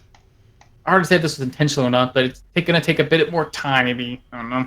Hard to say how long, but the longer you proceed on this thing, the If longer I think it'll take me longer than like 5 minutes to put back together, then I'll just pick the pieces up and take them. Yeah, with that. Yeah, probably gonna take you longer. Maybe about you getting close to the second minute, third minute, and then you realize beyond that, and maybe take a bit more time. You need to really sit down and look at this thing. But yeah. Javen, what are you up to? Jefferson. Gregory, as I, taking a cue from Gregory earlier, I punch him in the face. Punchy boys, just That's the punching most each damage other. has happened to the party so far. It's just bros being bros, man. PvP. Bros being bros. Yeah. As give me a tech roll. But I'm assuming Gregory's swinging recklessly. I'm swinging recklessly against the statue. You can have advantage. Hey! 19. Oh, As fist comes flying up and crashes into Gregory. It does connect, but it seems like he's just focused on this thing. You do feel him hit you, Gregory, but it's not enough to really, like, draw blood or knock you off your block. Crack me in the side of the mouth, but I just barely feel it. I know he's there, but I just fucking swing out with the arm, just try to shove him back. So I grip my sword again and continue swinging. The hell away from me! As Javen, you can see fucking tear just pouring down the side of Gregory's. Alright, I don't know if this is I going to hug work, Greg. 'cause it usually doesn't work against Greg. Oh, No, I hug Greg. Oh, yep. Friendship always wins. Yeah. Beat him. It's all right. Gregory would be stirred, but I don't know about the unnaturalness of this rage. God, let's go. It seems like you're just it's just your rage. It's just this, it's rather than having to draw it from your own wellspring of just force, just having to take on that visage, that anger, think those bad thoughts and make it happen. The bad thoughts are just coming into your head. It seems like the thing on your neck is just keeping the boiling blood hot. But you do feel Javen sort of like grabbing onto you. Yep. First a strike, doesn't really do Man anything. hug. But then large clawed hands wrapping around you. Yeah, the clock to the side of the face just fucking stirred me to swing once, twice more. But when I actually start getting restrained, I go to fucking shove Javen off of me, but I realize he's not fucking attacking me, as I just drop the fucking blade to the ground and just fucking slump. God, You wanna fucking know damn. what the worst part of being a good guy is, Gregory? As much as you want to, you can't always win. That truth don't bother me, and I know it bothers you. But we gotta keep doing the right thing, because the right thing needs doing. This doctor, he's done harm. He's cast a shadow on this fucking town. So we're gonna go ahead and we're gonna hunt the justice that this town needs for the sins he inflicted. We ain't hunting him because you did wrong. You didn't know. It's not your fault. We're gonna bring the doctor justice because what he did was wrong. What the difference, Gregory? Oh, no. Fuck. I see a hero in you. He could have been fucking saved, Javen. I just wanted to. I know. I fucking know. God damn it! As I just kick out one more time at the statue, but there's no real strength in it. Last kick kicks the leg, and you're. And this crack in this leg that's been formed by the chiseling of your sword finally fissures through the rest of its thigh. And you see this thing. I know you got hit in you, Timberson. Those do. Rattles against the ground. You can see this cloud of black dust rise up around you and Javen for a moment before it settles.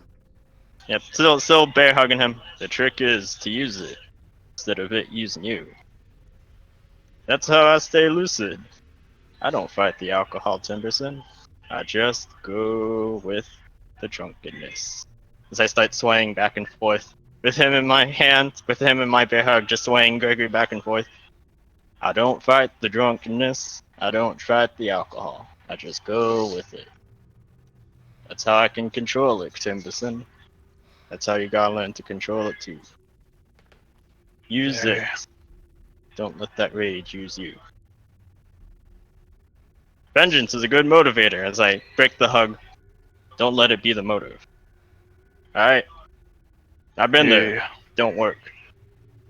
Makes you hateful, greedy, selfish. And you ain't that. You're a hero. I don't know about all that, but hell. Let's go find this son bitch. Here. I ain't Remember. going to stay fucking calm when I see him, but fuck, let's put an end to this, Jay. Use that rage, Timberson. Don't let the rage use you. That's the trick. As I give him a wink. Don't let the alcohol use you. I'm calling the FBI Gotta because use the alcohol. somebody's As- fucking kidnapped Peter. As Javen saunters off in his usual drunken manner. We must Hopping over encourage the this broken behavior statue in the young as one. you- Javen, roll me 3d100. Yeah. Fucking, god damn it. You just fucking sit there. Finally had our moment! Fucking Yeah, Peter sits that's there the and moment. charges Force up me. energy for 30 episodes to just spirit bomb us at the. Ooh, Look at that. look at them numbers. Oh, fuck. Ah. Oh, God, you love to see it. Persephone, you still holding your magic on? Yeah, until it fizzles out. Yeah, you're feeling this starting to fade slowly but surely. Kind of sad watching Gregory just beat the shit out of this inanimate object out of futility. Javen seems to be talking to him, and it seems like at the end of this, the statue, after the beating, finally breaks one of its legs and falls, and you see the arm hit the ground and bend and shatter. And then you can watch as it looks like as it falls down, that mantle of shadow sort of pulls up over its body, and all around you, like a cloth that was wound tight, now gone loose. This loose form pulling up and away, and it actually seems like some of it's starting to release itself. Everything still seems, as the cloak pulls away, to be tinged by some sort of darkness, but whatever you were sensing, whatever was cloaking everything and hiding it, seems to be gone now. At least lifted away. The magic possibly still present, although all I can see is a strange shadowy thing, almost like a cloth floating in the air, like tissue, but no longer grasping onto everything. Whatever you did, Gregory, it seems to disturb the shadows. Yeah, you can look at each other as your magic begins to fade, and it seems like, yeah, the same cloak that's wrapping around you guys is also pulling away. You can actually sense, like, you weren't being shrouded by anything, you're just yourselves. as I reach down and pick up my blade, looking at this shattered statue as I hear Persephone say that. Is the head still attached to the statue? The head pop off? It's still on there. It's like half its arms gone. It's like laying like this, sort of. Can't Can see I it. see? Am I able to see who it is? Yeah, I was gonna reach down and see if I could break off the thing covering its face. You reach down, take the head. It looks like it's part of the actual statue itself, carved, It's carved from into stone. it. Yeah, I was hoping. Okay. Just reach down and tried to pull it off. I don't. What is his main purse? What the hell was it? Do I recognize the image of this deity? Mm. Roll me a Arcana check. No, it ain't no Raven Queen. Oh, there goes my inspiration today, y'all. Oof. Oof. You're looking at this woman, and your first thought was like maybe from behind, just through the simplicity of it. Maybe it'd be weird if it was her, but maybe like I don't know, Vondra or something. But you're looking it over. What really stands out to you is, while it does seem to be displayed in a glorious vision, it's not really. I mean, it doesn't seem like it has any real telltale sign of being a god. No true symbol on its body. It seems to be a masked woman of sorts. I don't know. I don't recognize her as an image of any of the gods. Maybe she was just someone they worshipped here. Maybe not of the main pantheon. Thistle had other deities too, so it could be that. Samantha will finish gathering up the puzzle pieces and safely tucking them away. Did you figure it out? No, I'm gonna need far too much time. Samantha, you're very well traveled. Do you recognize this? The statue that Gregory was dulling his sword against. Yes. The only statue in the room. And Persephone realizes the little edge in her voice, so then she smiles. Yeah, you see as Samantha's coming up, her attention seemed to be completely on the statue, but as you add the edge, you see 3 of her snakes just look at you.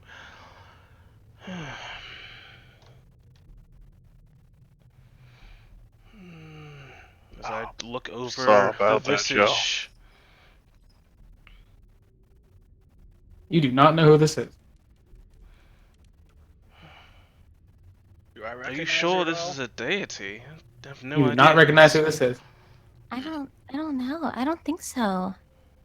I was just wondering if you saw her as some sort of symbol anywhere. No.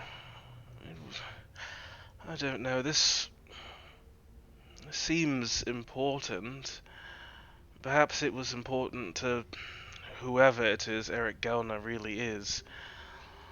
It would not surprise me if he was obsessed with something or someone. Hey, Luna, you know what the hell it's supposed to be? I haven't gotten the faintest clue. Could it be Sine? There's a temple to her here. Definitely There's not also her. Well, there's also Malar directly underneath Sune, so Yeah, but isn't Malar like some sort of monkey thing? secrets. Well, You it say seems monkey like there's thing. a woman. I could have sworn he was like a monkey creature. You know that Malar is known as the many-faced beast. He's kind of every animal. Monkey. One day he might be a great and proud wolf. The next he might be I don't know, something possibly greater, something stronger in appearance. I saw another hall near that woman's cell. If there's nothing else here, perhaps that's our next place to go. Oh man, this isn't a door or anything, is it? Oh, I It didn't. looks like some archway that's been collapsed with stone. The further you look inside, you can see it's like a lot of this place. Now that you're actually looking around, some strewn pieces of web. Looks like cobwebs, but they're much too large. And it looks like this. It looks like stone that should be indented to another pathway that's all been congealed together, as if maybe there was some natural passage here, but it's been literally fused shut. What else is there? Let's see if you can see it. I guess basically since all y'all don't really see super far, with Luna looking around with your amazing vision, able to pierce the darkness and see the farthest edges, yeah, you do see at the far end, beyond this, there are two other doorways. It looks like from the far ends of the halls, like it branches out into two paths. One double set of doors to the left and one double set of doors to the right. There's more doors up here, guys. Oh. Let's see. Let's get going. Careful of more pit traps. Quill, stop. What? What? Yes.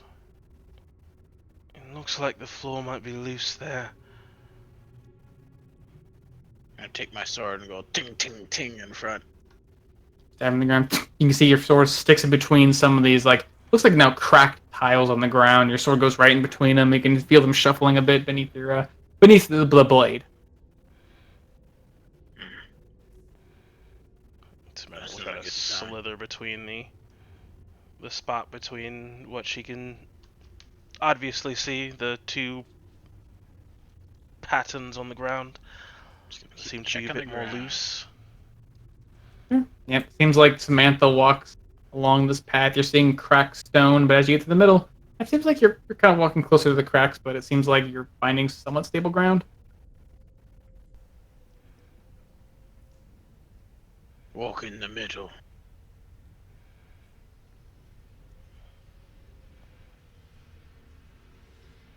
Well, Might as well check both doors at the same time. you want us to check the doors at the same time?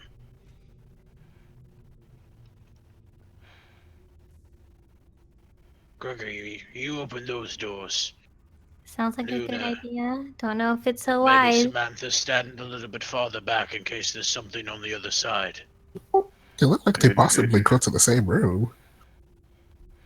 That would not surprise me. Right. Gregory, on the count of three. I gotcha. 1, 2, 3. Right. Open the door. As you take the doors and push and open, you can feel them have some weight behind them, like greater than the ones you had before, Quill. Seems like these things are a bit hardier built, but then with both you and Gregory pushing at the same time, boom, the doors pry open and some of your light, Gregory, spills into the room. And you can see before you, strewn out in the ground, this long stretch of more tiles, but a bit more decorated, unlike these sort of seemingly abandoned halls. Instead, you see in the center of this long room is a winding carpet, sort of bright vermilion and red, with this ornate pattern on it rolling up neatly against, looks like the stone floor that rises up into a set of stairs. And the room is actually lit. There are a set of small candles that seem to be set upon the ground, red wax that seems to let off this soft golden, almost in its own way vermilion light. You can see these arched pillars surrounded and wrapped in chains. And what really stands out, surrounded rather by these candles, is a large object set by two more. You see a large stone coffin, larger than the others, at the center of this room, and sort of set on either side look to be these somewhat ornate-looking and vibrant-looking chests, coffers of sorts. Looks like some sort of grand burial ground. Who would be buried in here? Are we sure he's not a vampire? Like, this is just screaming vampire to me, guys. Well, Neither of us saw him as undead, but Perhaps the shadows you've been seeing, the ones that wrap around everything, have been keeping you from seeing things clearly. wait. that could Wait, be where's it. Javen? Javen! He's right behind. Oh, wait. No, I see him. No, There he there is. is. right behind you. He's so fast. He gives you a big hug. Get Well. off of me. Good touch. So, shall we go see if anybody's home? I reckon. I'm not gonna knock on it. Tentatively, you just do. walk up the steps one at a time, real slow, expecting As you're something to happen with the sword Let's out. get ready. Yeah, you're looking around. You do hear a soft, like, shuffle of a sound as something moves, and you turn to the side. It just looks like, oh, it's a pile of bones. It look like skulls stacked in neat piles, and your steps may have disrupted them as they sort of crumple to the ground. I'm going to ready my magic vines, start wrapping around my hand, and anything that moves, it's gonna get thorn whipped and grappled. Gregory, Any I'll threats? push it towards you. You pull it off. You got it. Samantha Right. raises up her scepter, conjuring forth her green eldritch bow, and knocking an eldritch blast. I'm just gonna place my sword up against this pillar to the side, I guess, and get ready to pull this thing. I'm gonna also set my sword right there. So let's start. Alright, are you ready? Look at the rest of the group, sort of give a nod. Let's do this. Right. Let's start pushing. Grab onto it, put your hands on this stone. Maybe it's the candlelight, surprisingly warm. Like this stone looks like it's been touched by heat. As you grab onto it and lift, and Gregory, you also grabbing, and you're readying your sword. I am grabbing onto, basically, I'm guessing it's like a embossment or an inlay, either coming out or going in, that I can get a hand It on. honestly just looks like a big stone lid on top of a big stone box. The cross. Yeah, the cross. Yeah, the cross is basically the Yeah, so I reach over and just stick my hands into the cross and the top of it, and I'm starting pulling my way as I'm pulling backwards as Quill. Pushing towards him, yep. You're pulling it. Seems like you're pulling, and you feel it give just a bit, and then it sort of pulls back a little bit, like a bit of almost elasticity, and you're trying to move and wrench this thing, and then you finally feel it opening as it pulls not towards you particularly, Gregory, but up, and you see inside rows and rows of vicious gnawing teeth. As roll me some initiative. Hey! Oh my god. What the fuck is... Step back and reach for my sword. Oh. It's got teeth! Oh, come on!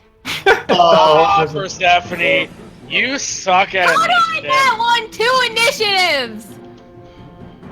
Have you seen your initiatives in D&D? Fuck you. Yep. That's cool. That's why. Coffin mimics.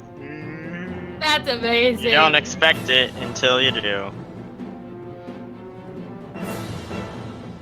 Oh, and I am so proud of you. So teethy. Look at it. Everything mimics. It's got Gregory, all just them like teeth. casually kick the No chest teeth. behind you.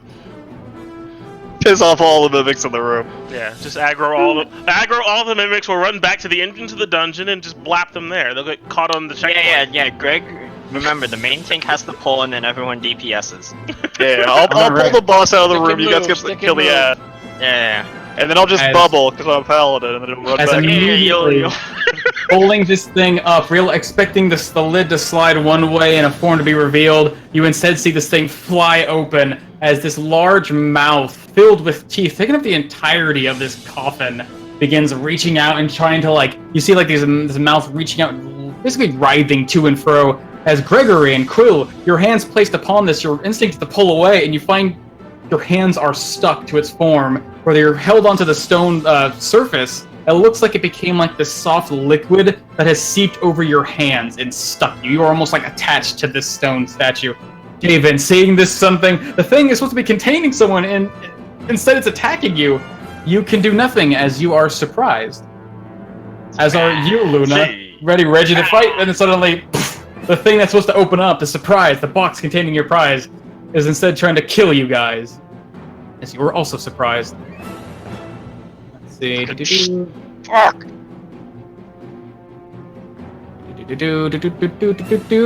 As this thing writhing around, you can see your hands are sort of held onto the lid, Quill, as you see it's lifting and moving itself. Within, it looks like one large tongue splits off into multiple little tendrils of sorts, these little strange pseudopods, as it tries to pull you further underneath its lid, almost trying to force you into its mouth.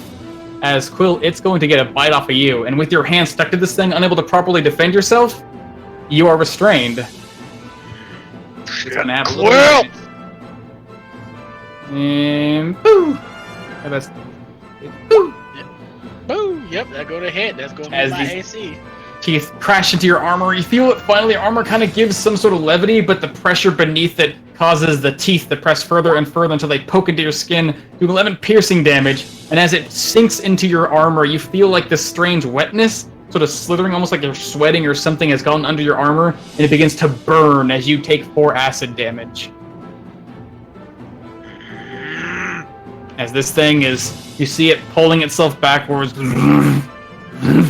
These strange, like the ground beneath it, where it should be fastened, these long, stretching tendrils grabbing to the earth and pulling itself, as it seems to be dragging both Quill and Gregory closer to this wall.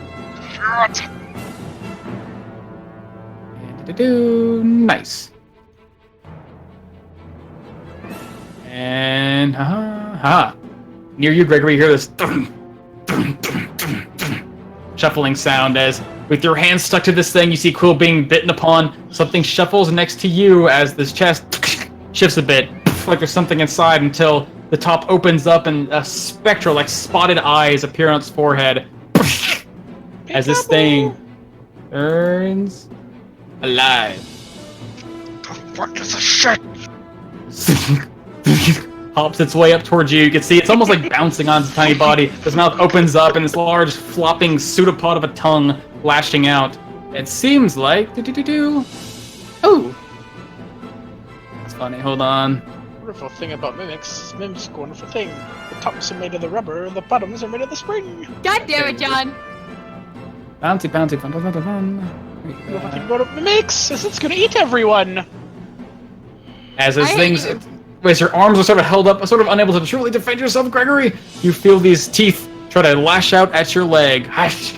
Ooh, another Kicking 20. out of this thing, but it just clamps onto my leg that I'm kicking at it with. Fuck! And it sink into your leg. You still feel that pumping blood, your anger is still sort of taking over, as you do still feel that residing within you, this perpetual anger taking over, as you do take half of that piercing damage, but you still feel that strange sensation as, although the teeth aren't so bad, you're kicking at it, preparing for it to bite, that burning gets inside of your boot and starts melting against your skin as you take 7 acid damage full.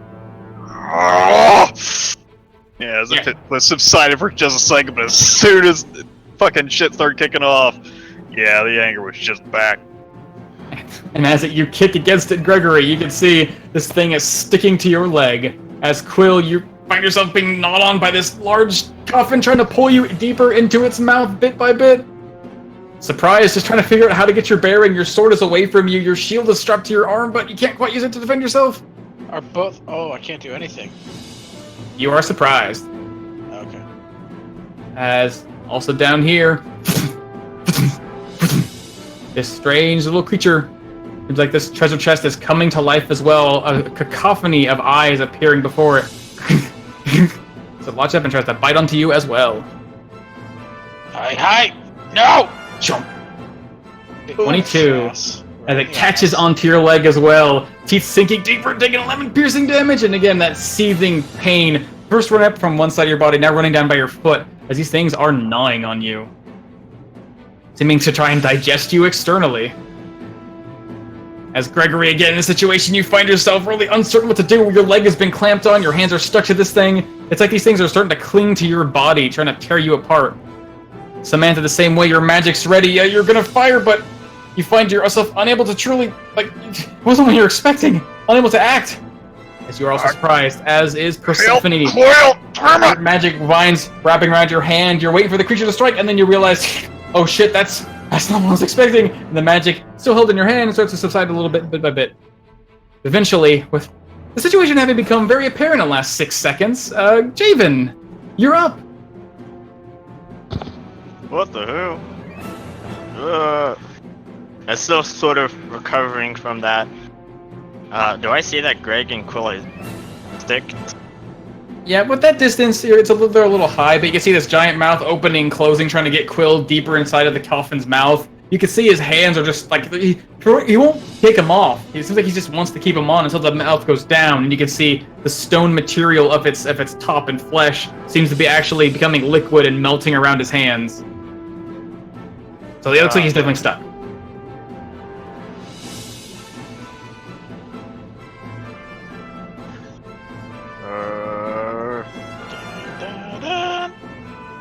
Javen just shakes his head like, I don't know. So go for the one accosting Gregory. Sure. You see this thing latching onto Gregory's leg. Ooh, latching onto Gregory's leg, like that thing almost killed me. As you run up to this this chest, you see its mouth like gnawing on him, sort of almost getting ready to let him go, but he sort of turns and sees you. What do you do? Yeah, sir. Focus on me as I fucking sock and bop him. Sock and bop him because I can't do anything else. Sock and bop him. Oh, okay. Good thing I did. Another one! Yeah. As you strike out, the first strike you actually punch down into this thing, and you feel, as you punch it, it appears to be wood, it seems to be much harder, but even so, your fist does connect, and it seems to actually strike true. The 12 will hit. 11 will hit? A 12 will hit. Yeah. Well, I'm guessing. Punchy punch. It's 2 punches. Both hands, one hand to the other hand. Are both hands stuck? As you punch one hand, you crash into its body, you try to pull away and you realize the same thing, although its body bends to your strike. Seems like a strange, almost liquid form constantly shifting to grow parts. Your fist is now stuck to it. And your other blow is another fist. Stick the second fist in it. Punch the other fist into it, pounding into its body. You see cracks forming along its form, but they slowly seem to be trying to reform itself. But again, both of your fists now stuck into these things. As I attempt to move, question mark? You start to pull yourself away. Yeah, with him with me. As you start to pull, you feel this thing, it's not particularly big, it's considerably heavy despite having to hop off the ground, but you're strong enough to be able to sort of drag it away with some of your strength. But then you feel but then you feel Oh, as the thing taunts, as Gregory, this terrible pain in your leg becomes worse as teeth are being dragged against you, and then you feel your arms being pulled as this massive coffin and this conga line of blood and teeth seems to be anchored by this massive beast. Done. I deal with sound in every way. Except that one. Yeah, we'll both stuck. It's genius, really. So that'll be my turn.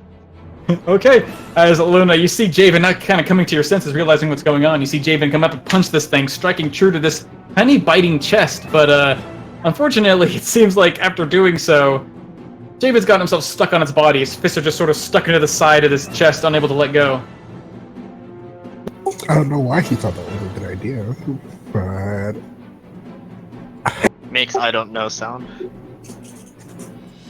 I'm going to create 2 balls of chaotic energy as I will twin cast Chaos Bolt. One at this guy, and then the other one at that guy. Nice. First one.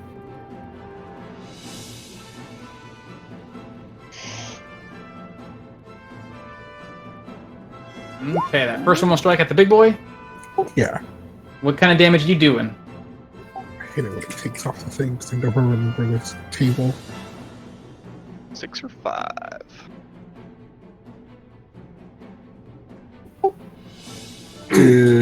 Lightning damage. Lightning damage as this bolt becomes this crackling black energy that runs across its body, and you can see this thing shiver and shake. And even you and Gregory and Quill can almost feel it tingle from this energy as it runs through you. But although it's safe to you, it seems to shake and shiver as it opens its mouth, and you see sparks of electricity running along its open maw as it takes a certain amount of damage. Nice.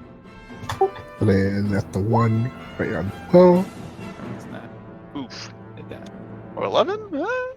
Lenny's boys. Right one.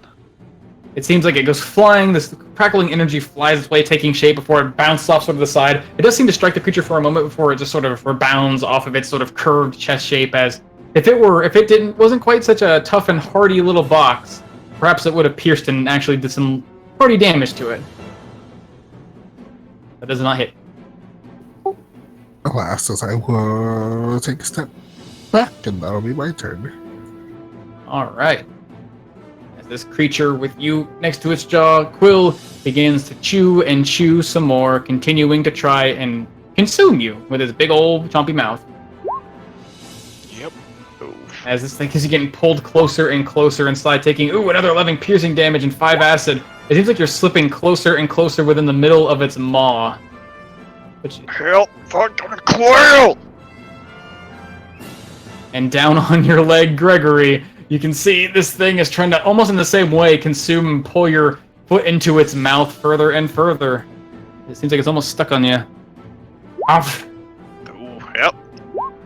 As again, you feel almost rising up your leg, going higher and higher, almost getting to your mid-shin, close to your knee.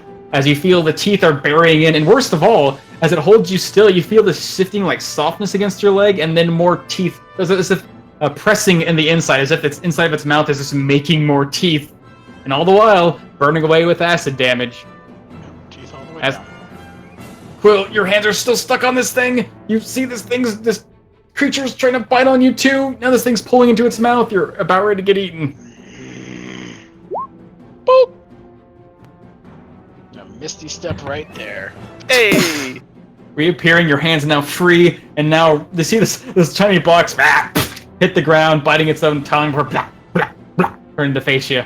But you are now free. I'm gonna grab my sword. Item interaction. Go around here, and I'm gonna swing. Alright, give me that swing. As you swing your sword against this creature, striking true as this thing's trying to hop to face you. It's a little slow. Able to cut neatly into it. As got that damage roll. As you cutting in, and fortunately, as your blade sinks into it, you can feel some resistance as it seems like this metamorphic form is wrapping around your blade. But fortunately, as you pull through, your sharpened edge is able to cut through, fortunately not able to get stuck. As you rolled very well on your attack roll. Hey, so I'm gonna swing in.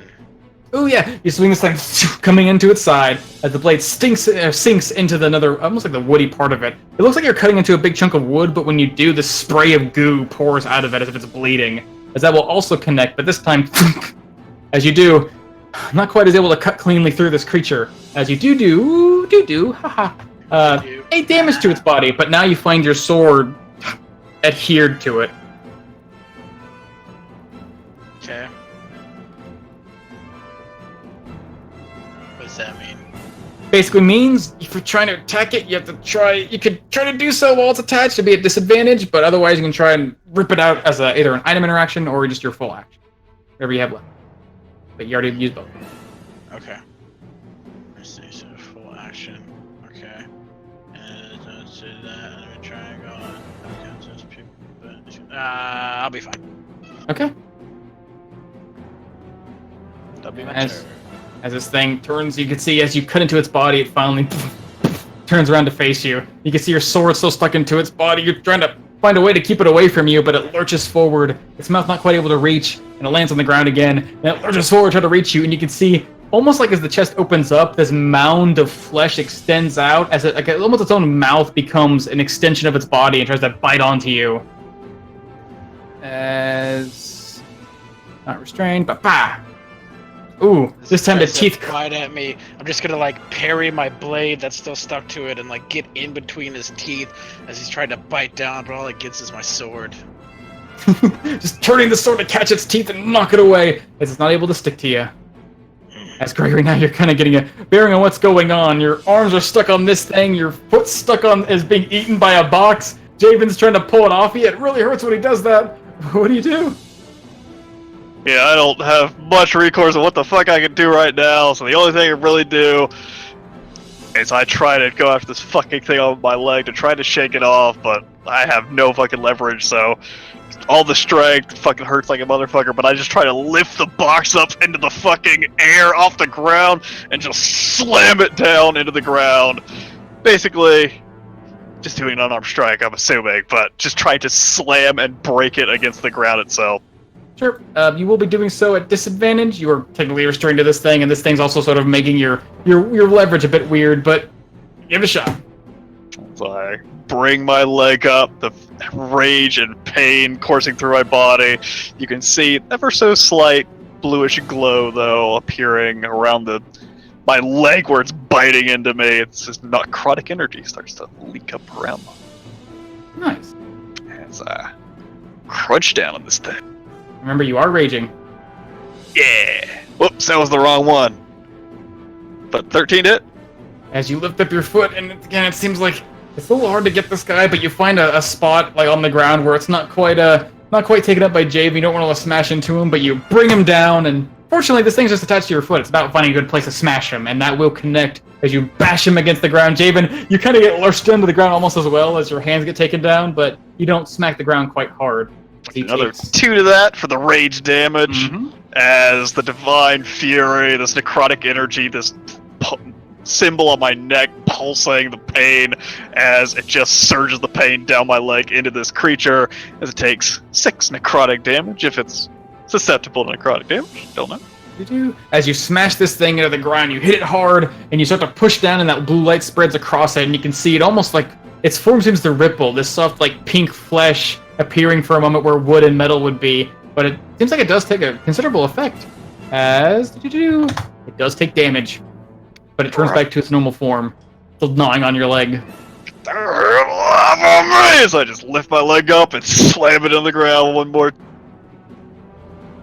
Ooh, 11 though. As you lift it up and you bring it down one more time, this time you can see its form sort of shifts, and instead these long, soft, like almost like tongues of sorts, these pseudopods, reach out and sort of soften the blow and stick before pulling itself back up, as it seems to soften its own blow and not take the damage. Sorry, I gotta check something real quick. I don't know if any of my shit is only verb. I don't think so. Hands, baby. Kinda need them. Oh no. Yeah. Use your toes. That is my turn. Yeah, I can't cast anything. I don't have any Gregory, only a verbal. multi-class sorcerer. Yep. Samantha finally getting a bearing of what's going on. This isn't what you thought it was, but now your allies are being eaten by furniture. What do you do? You want to eat on something? Fine. As Samantha's bow seems to go from like this sort of compressed, like short bow, and it just gets immensely longer on both the top and bottom as it just seems to grow much, much larger, and she just draws all the way back and just summons forth almost like a small, like a scorpion bolt or like a ballista bolt worth of energy as she is just aiming for the thing, the really big coffin, chomping down on Gregory, waiting for it to like open its mouth as she'll just try to let forth a ray of sickness into its mouth at 5th level. Okay. Mass spell. Pew, pew, pew, pew, pew. Mass spell card. Oh.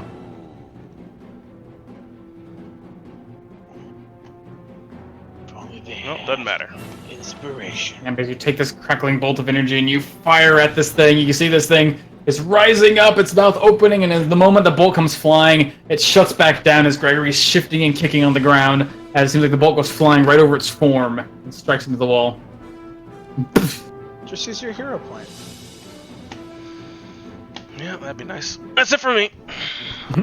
As Persephone, like you, just like the others, trying to get a grasp on what's going on, and as you see Javen rush forward, grabbing onto one of the chest, punching it, but then he's stuck to it. It's like Quill striking at one of them, but finding the same problem. Touching these things seems to be a bit of a hassle. Percy. Yikes.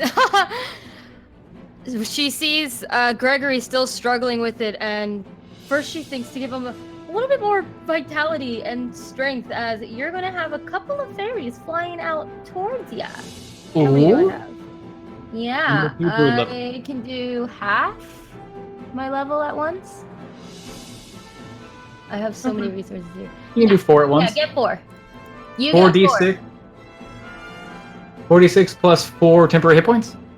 Yes. So you Alright. get this. That's 10 hit points to heal. Magic washing over you, your wounds begin to close, some of the burning beginning to almost be salved. And now you almost feel like a bit of stamina returning to you this time, a bit more fight. No! Hang Trying to in there, lift this Gregory!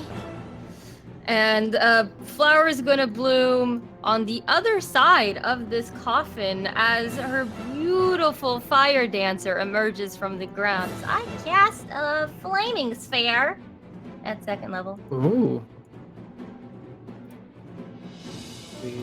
Flaming spear.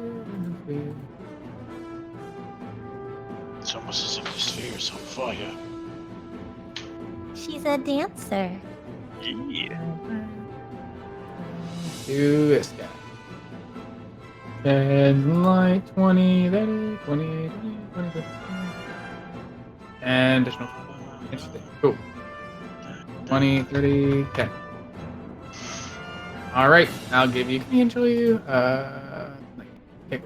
as your fire appears next to this dancer appearing almost next to the candles, almost drawing the fire from the candles itself, causing them to surge with light as this creature appears, dancing next to a coffin. Is it a bonus action to ram it or just to move Yes. it? The moving. Can I- Moving is moving it is ramming it. From that position, can I ram it right into it? Can You she use your just, like, bonus action to fix it? heal. Oh, is that? Oh, yeah, you're right. Never mind. I'm good. It just appears dancing in place. Do I check one thing? Okay, cool. As Javen, fists stuck in this thing, you see the form metamorphing around your fist, trying to keep them stuck into its body. But Gregory, although almost taking you with it, seems to be bashing into its form. You can see it's sort of become unstable, less like a treasure chest and more like this mass of soft pink flesh. And purple flesh. Nothing in this dungeon is natural.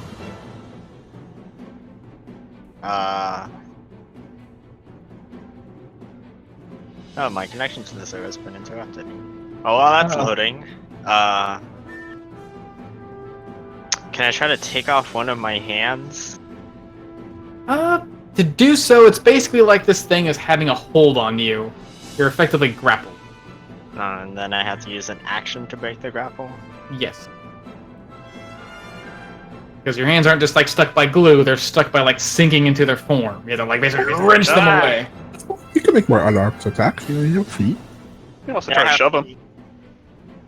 Oh, I could try to shove him. The best way of getting out of grapples. Wait, what was Brendan's infinite wisdom? If you shove somebody, it automatically breaks grapples. So if you have multi-attack, it's usually better to shove than it is to just try to escape. The only issue is your hands are stuck to it. Yeah, if there's logical sense that you could shove it, you might not be able to shove it. You might just go with it. I have my feet. Yeah, you Just wanna? kick it away as I wrench my hands, and I get my foot stuck. I will say this, you did notice that Gregory was able to perform something similar simply by kicking his foot against the ground, taking the mimic with it, although it's of considerable weight. I think maybe if you really didn't want to touch this thing anymore, you could just hammer it against the ground. I'll just slam. Woo! That sounds like fun. I'll do that. Just pick up the, just heft it with my way and then bludgeon it against the ground. It is a little interesting because as you're doing that, lifting up and smashing it down, trying to at least, you see Gregory's leg lifting up the ground like, ha! And then, As, give me those attack rolls. It's unarmed strike. Unarmed strike. You're basically punching the ground, but you're taking this guy with you, so you're basically punching him. Clever ways to punch people.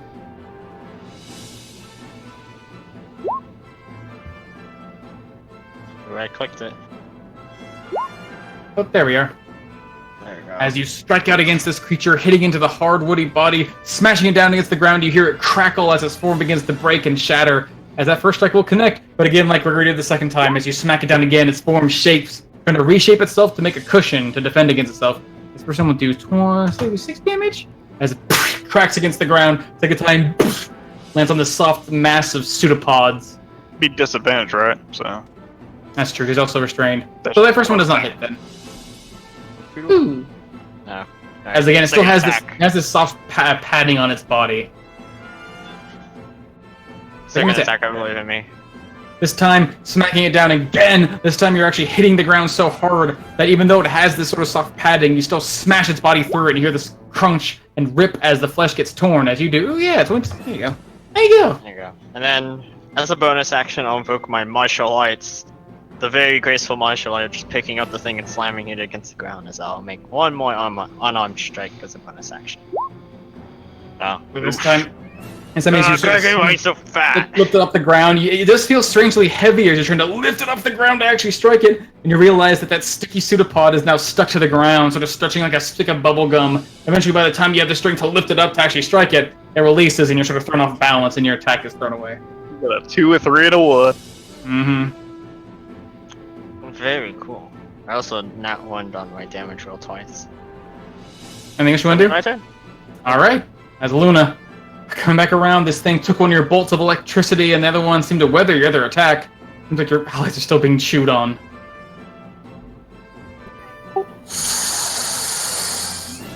This really sounded like a fireball problem, guys. You can't just solve go evil everything with character fireball. See, that's where you're wrong. I mean, you're not Morgan, so you actually can't. I mean, Morgan would be able to cast a fireball. Yeah. Well, let's see. Gregory's fine. Draven will make it. Quill's the only one that I'm worried about. I'm fine. Worst case, you're known as the party killer. I mean, you don't have to hit Quill. He's far enough away. That actually is true. You could hit 3 and just hit Gregory and Javen. Though there's no need to do that.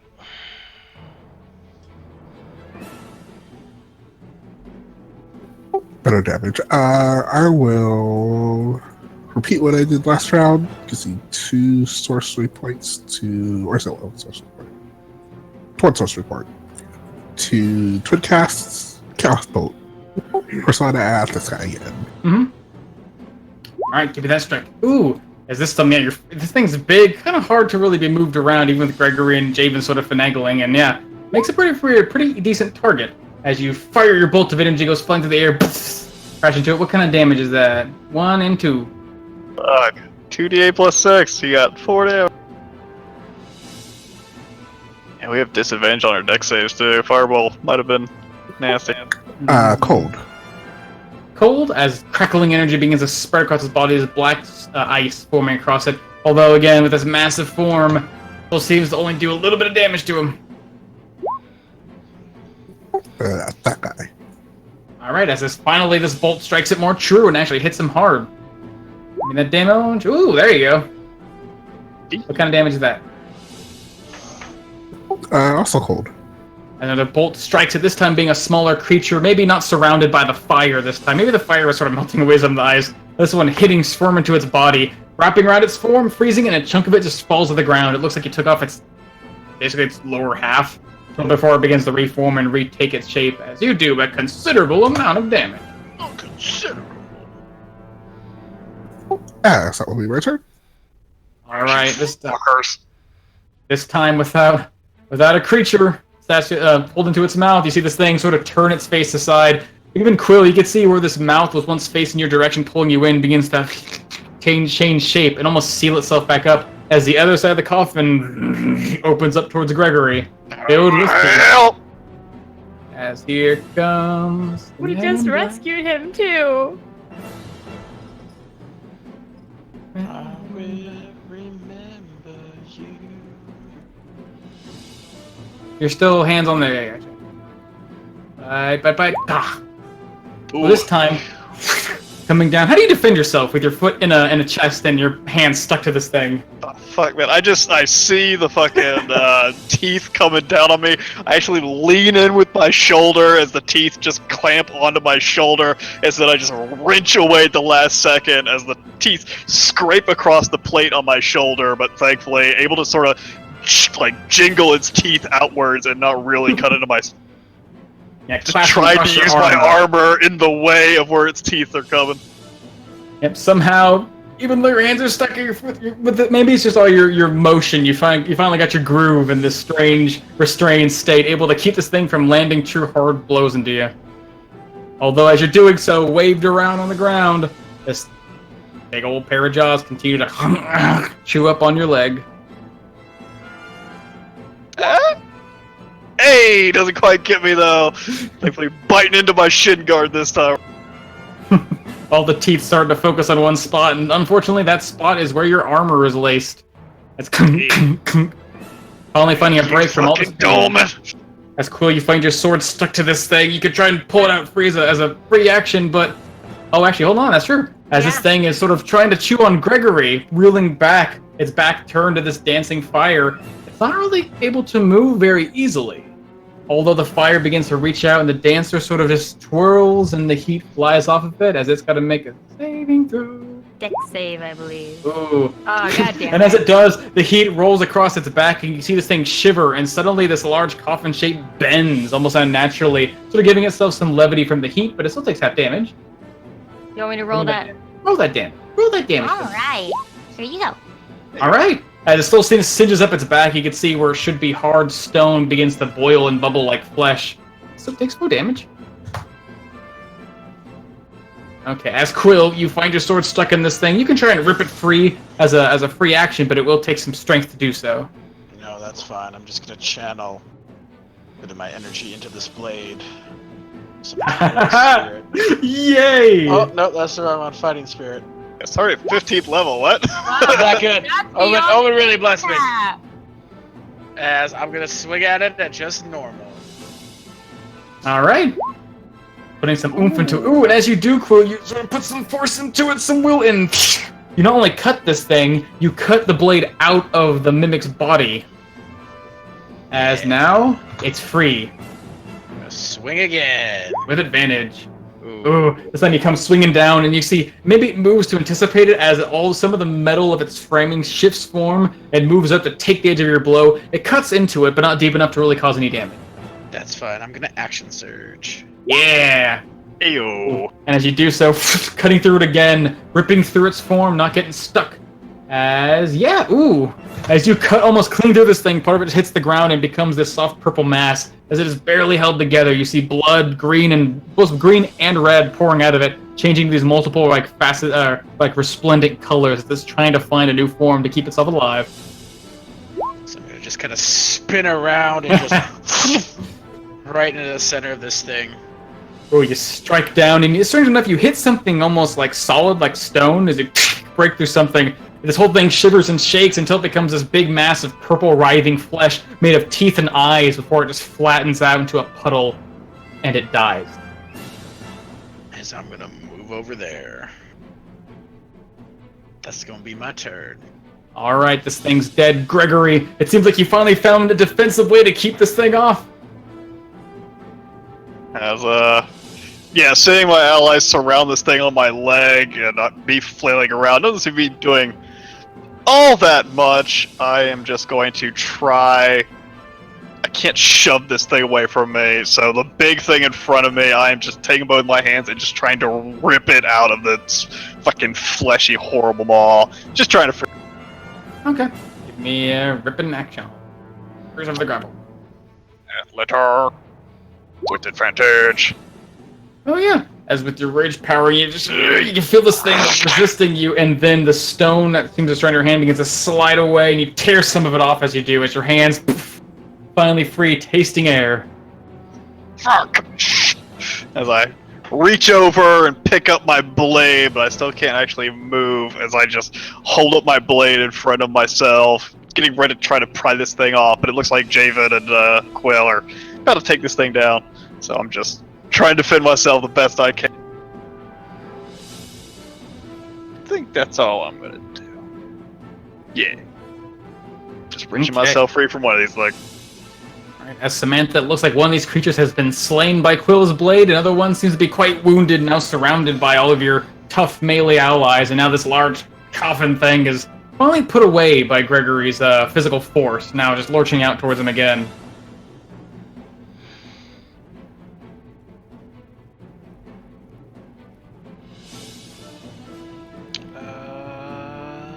Samantha's gonna call on her magic once again and force her way, pouring all of her will into this shot and trying to get this thing weakened and damaged.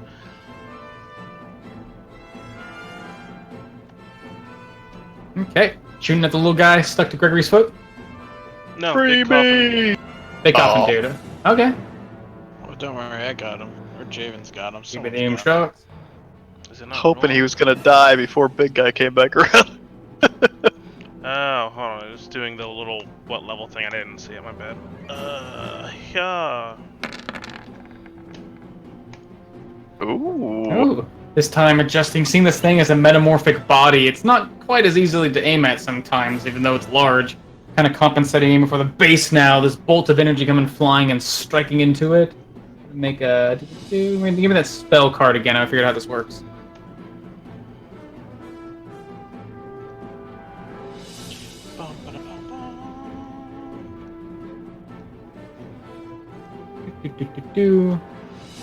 Oh, nice. Take 9 plus 8. Cool. As the lashes into its body, you can see this pulse of energy run through it, and the color seems to turn green on its body as its pigments seem to shift. As it takes a pretty good amount of damage. Let's see. Nice. Like ass. Runs through its body. Is that right? Oh, that's why. It's so fucking high up here. Boom. Chunk of its form. You see some of its teeth just rotting and falling out of its mouth. Now it's gotta make it. Constitution saving throw. Ooh, and this time maybe its body being warped by fire and having a chunk of it torn away. This energy seeps into its form and suddenly begins to lurch forward. Ugh. Bile filling and falling out of its mouth as it is poisoned. That's it for me, baby. Fuck off of me! That's all? Yep. Okay.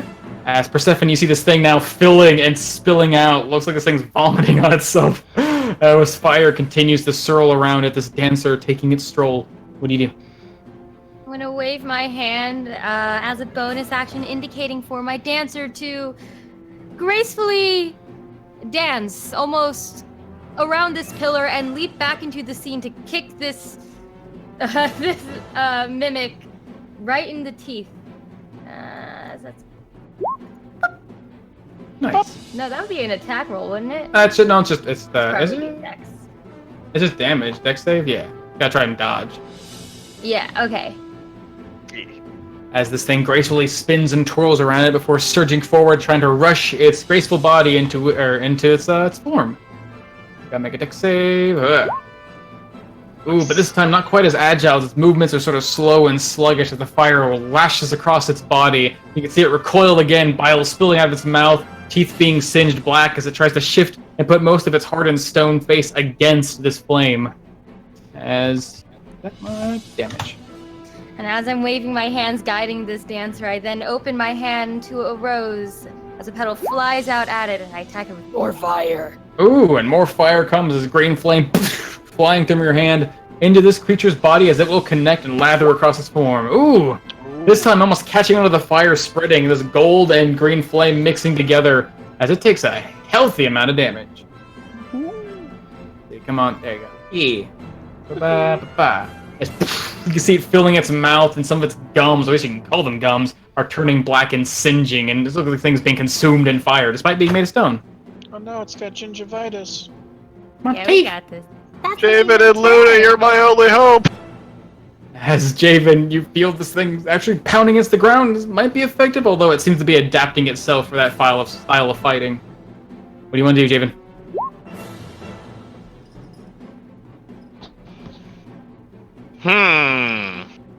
Obviously, run away.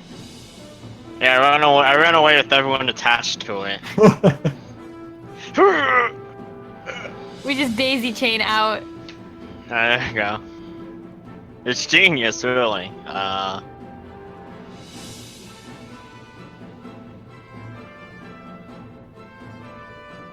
hope you guys can see my hesitation here.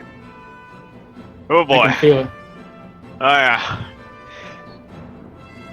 These good ideas get very loud in my head. Okay. Why not just use my legs? Why not just use the rest of my limbs? You are currently restrained. Let's see. Are there any bones around? Am I using anything I can There's use? some scattered pieces, but the closest thing to have the bones are these piles here, and they're a little out of reach. Darn it, they're a little out of reach. Okay, I'll just use my action to prick the grapple. Just Sure, can't just really do anything. wrenching your hands away from it. Give me an athletics check. Athletics check. Habowski. 24. As it You seems don't like have after a having disadvantage, huh? I don't it have seems like disadvantage. I after forgot to say pounding that. this thing into the ground, its form constantly shaping itself to find a new way to adapt to your strikes, sort of weakened its grasp on you and you're able to just rip your hands out with basically leaving this thing just attached to Gregory's foot now. Your hands are free and ready to strike. I believed in you all, and you all let me down. As you do. Luna, you're my only hope! So can I make an attack roll, or is that just my turn? That is my full That's action. your right? action. Your action is to rip your hands away. Your hands are now That's all free to I do stuff. Look, Gregory, I'm free. I got both my hands. I have my Alright. weapons back. As Luna seems like Gregory's sort of in a pinch. This thing is biting at one side. This other thing's chomping up his leg. Yes, I'll help Gregory. But I don't know if I could kill it in one shot, as I will attempt to Chaos Bolt it at the level. All right. You take this energy and throw it out towards this massive creature, or the one that's touched his foot, or the big coffin boy. The foot. Sure. Go in between, able to snake around your allies to strike him true. That will connect. Ooh, that As- might do it. Cross my fingers. How do you want to kill him? What Hey! damage type? Acid. Acid. Oh, it's not acid. But as it grabs into the side of the box, it's going to let out this like very loud, thunderous noise as it like explodes. So you thunder it. Nice. As the energy rivets into its body, you feel this thing vibrating on your leg for a second, Gregory, and then there starts off an explosion of shrapnel before, but when it hits you, it's not sharp and hard. It turns soft and gooey. It seems like it's turning into this soft, disgusting material before just falling in a puddle. As this thing finally releases your leg and hits the ground dead. Thank you, Lunas. I finally get my leg up underneath myself as I will wheel to look at this big fucker. That's my turn. All right, this big thing trying to pull itself towards you. This big mouth open, trying to chomp on you, Gregory. This time, not having quite as an easy time. That was got Gonna do normal strike. disadvantage. You dodge him? I'm not grappled anymore. It's poisoned. Oh, that's true. He is sickened. He opens his mouth. Big old spout of bile Big comes old spilling onto the fucking floor. breath. Some of its teeth are falling out of its mouth. It looks like it's in a bad way, unable to keep its form as it just tries to bite out at you. I bring my blade up, not long enough to connect and stick, but just enough to cut away some of these teeth trying to grip at me. And now that I can actually move, it's easy enough to just take a half step back and get out of it. All right. Thank you.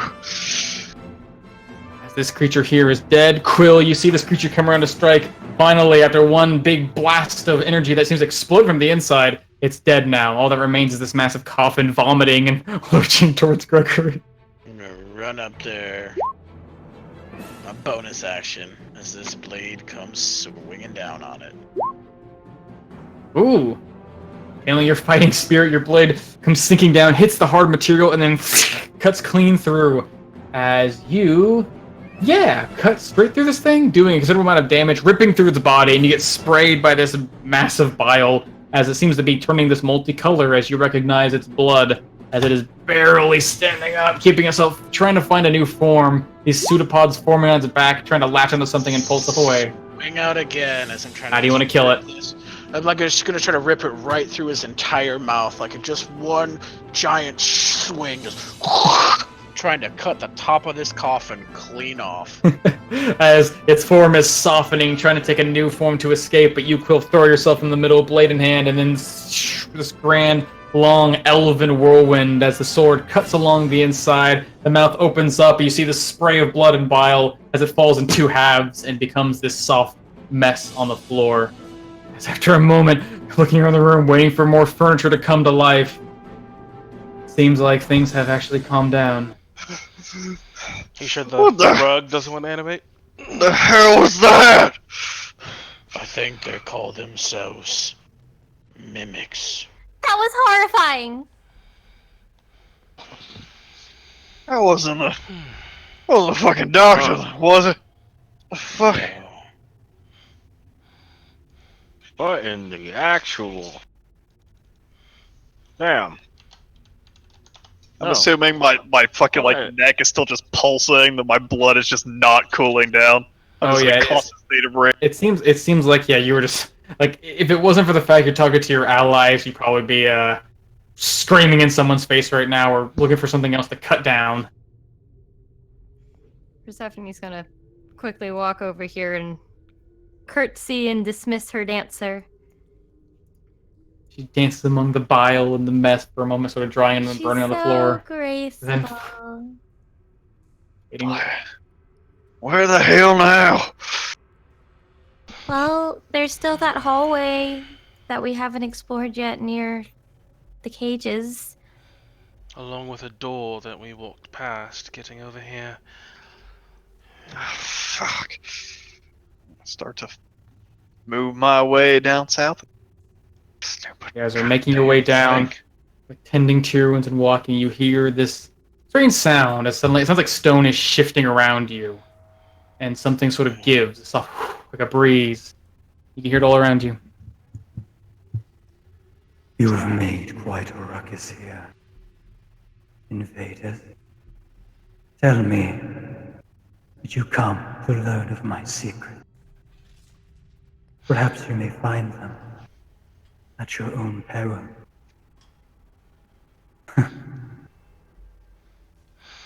That's the As funny- that is where we will end the session. Oh, snap. Womp womp womp womp womp womp womp. Oh my god. Good shit. I got Good old mimic! not chess mimics. Well, we have cleared what, 3 rooms? Sounds like good progress to me. And destroyed a statue. It just got annihilated. Nicely I done, accidentally did a thing. Gregory. Yeah. Congrats! Javen and Gregory had a moment! Oh my god. Oh, the highlight of the fucking session right there. Fucking Peter. Boy!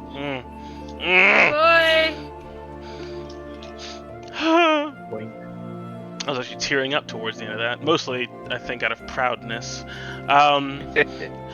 Well, it has been an absolute blast to play Song of Rapture tonight, and I hope you all had enjoyed watching it as well, as the adventures of the Valiant Vanguard will continue.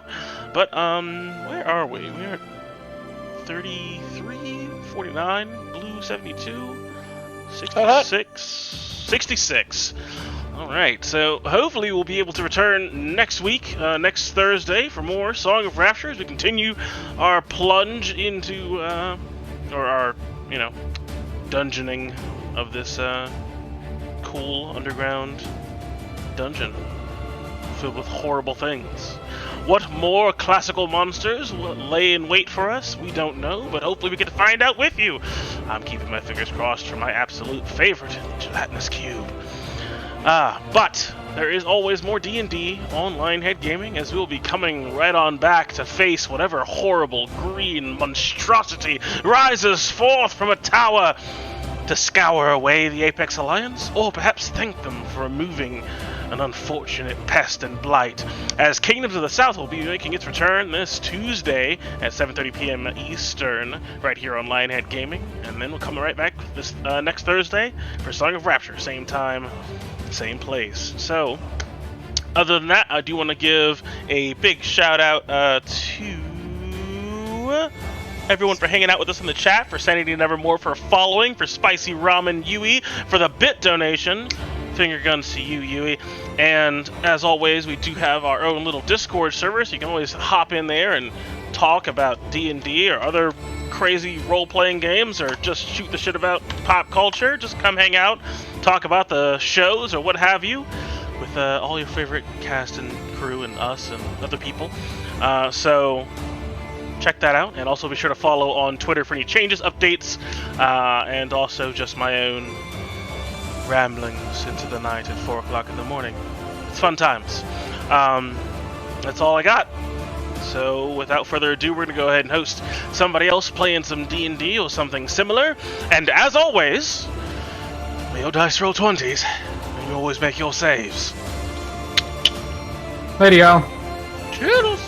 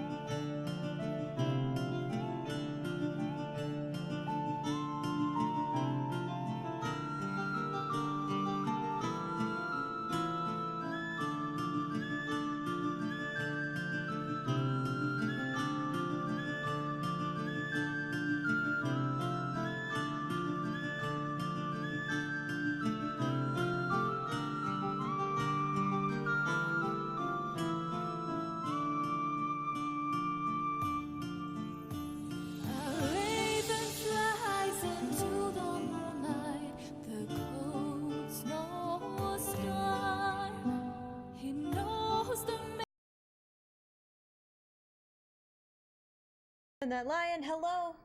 How are you, good sir? How was D&D tonight?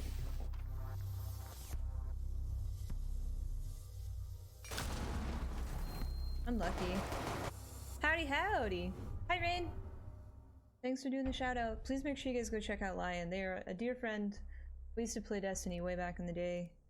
And they like to run D&D campaigns here on Twitch. It was awesome! I'm glad that you had a good time. I'm glad that it was a good night. CC again? They're gonna have a buck. I don't know how to trick with Kaid. But they only have a Habana, so I think I just have to wait and listen for the pellets. So I'm going to try this instead. Welcome in, Raiders. Hello, we usually play spooky games. I'm taking a break from the spooky games right now because it's a lot. But we've been doing a Spooktober fundraiser in honor of a member of our community that passed earlier this year due to illness. And we are supporting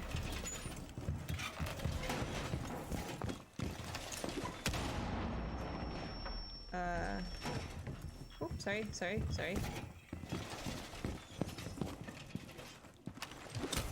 We're supporting the ASPCA.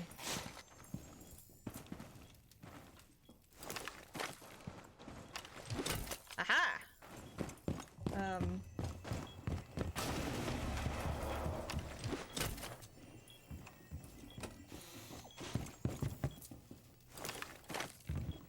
Yeah. I'll put it there so Maverick can't shoot it. So that's what the meter up at the top is for. I'm not playing spooky games right now because I need a break. They are a little difficult.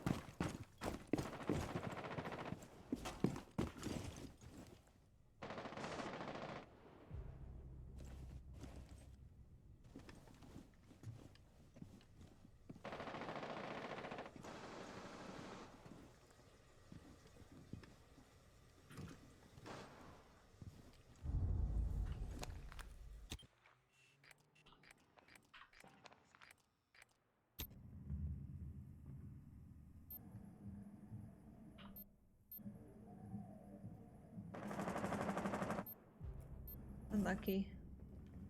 Bottom of garage, 2.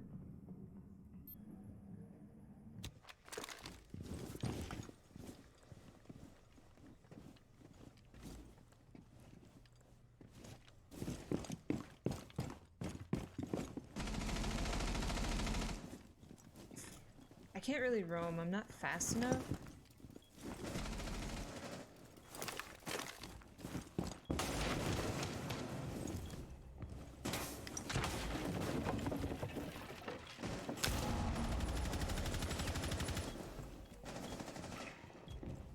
Oh no.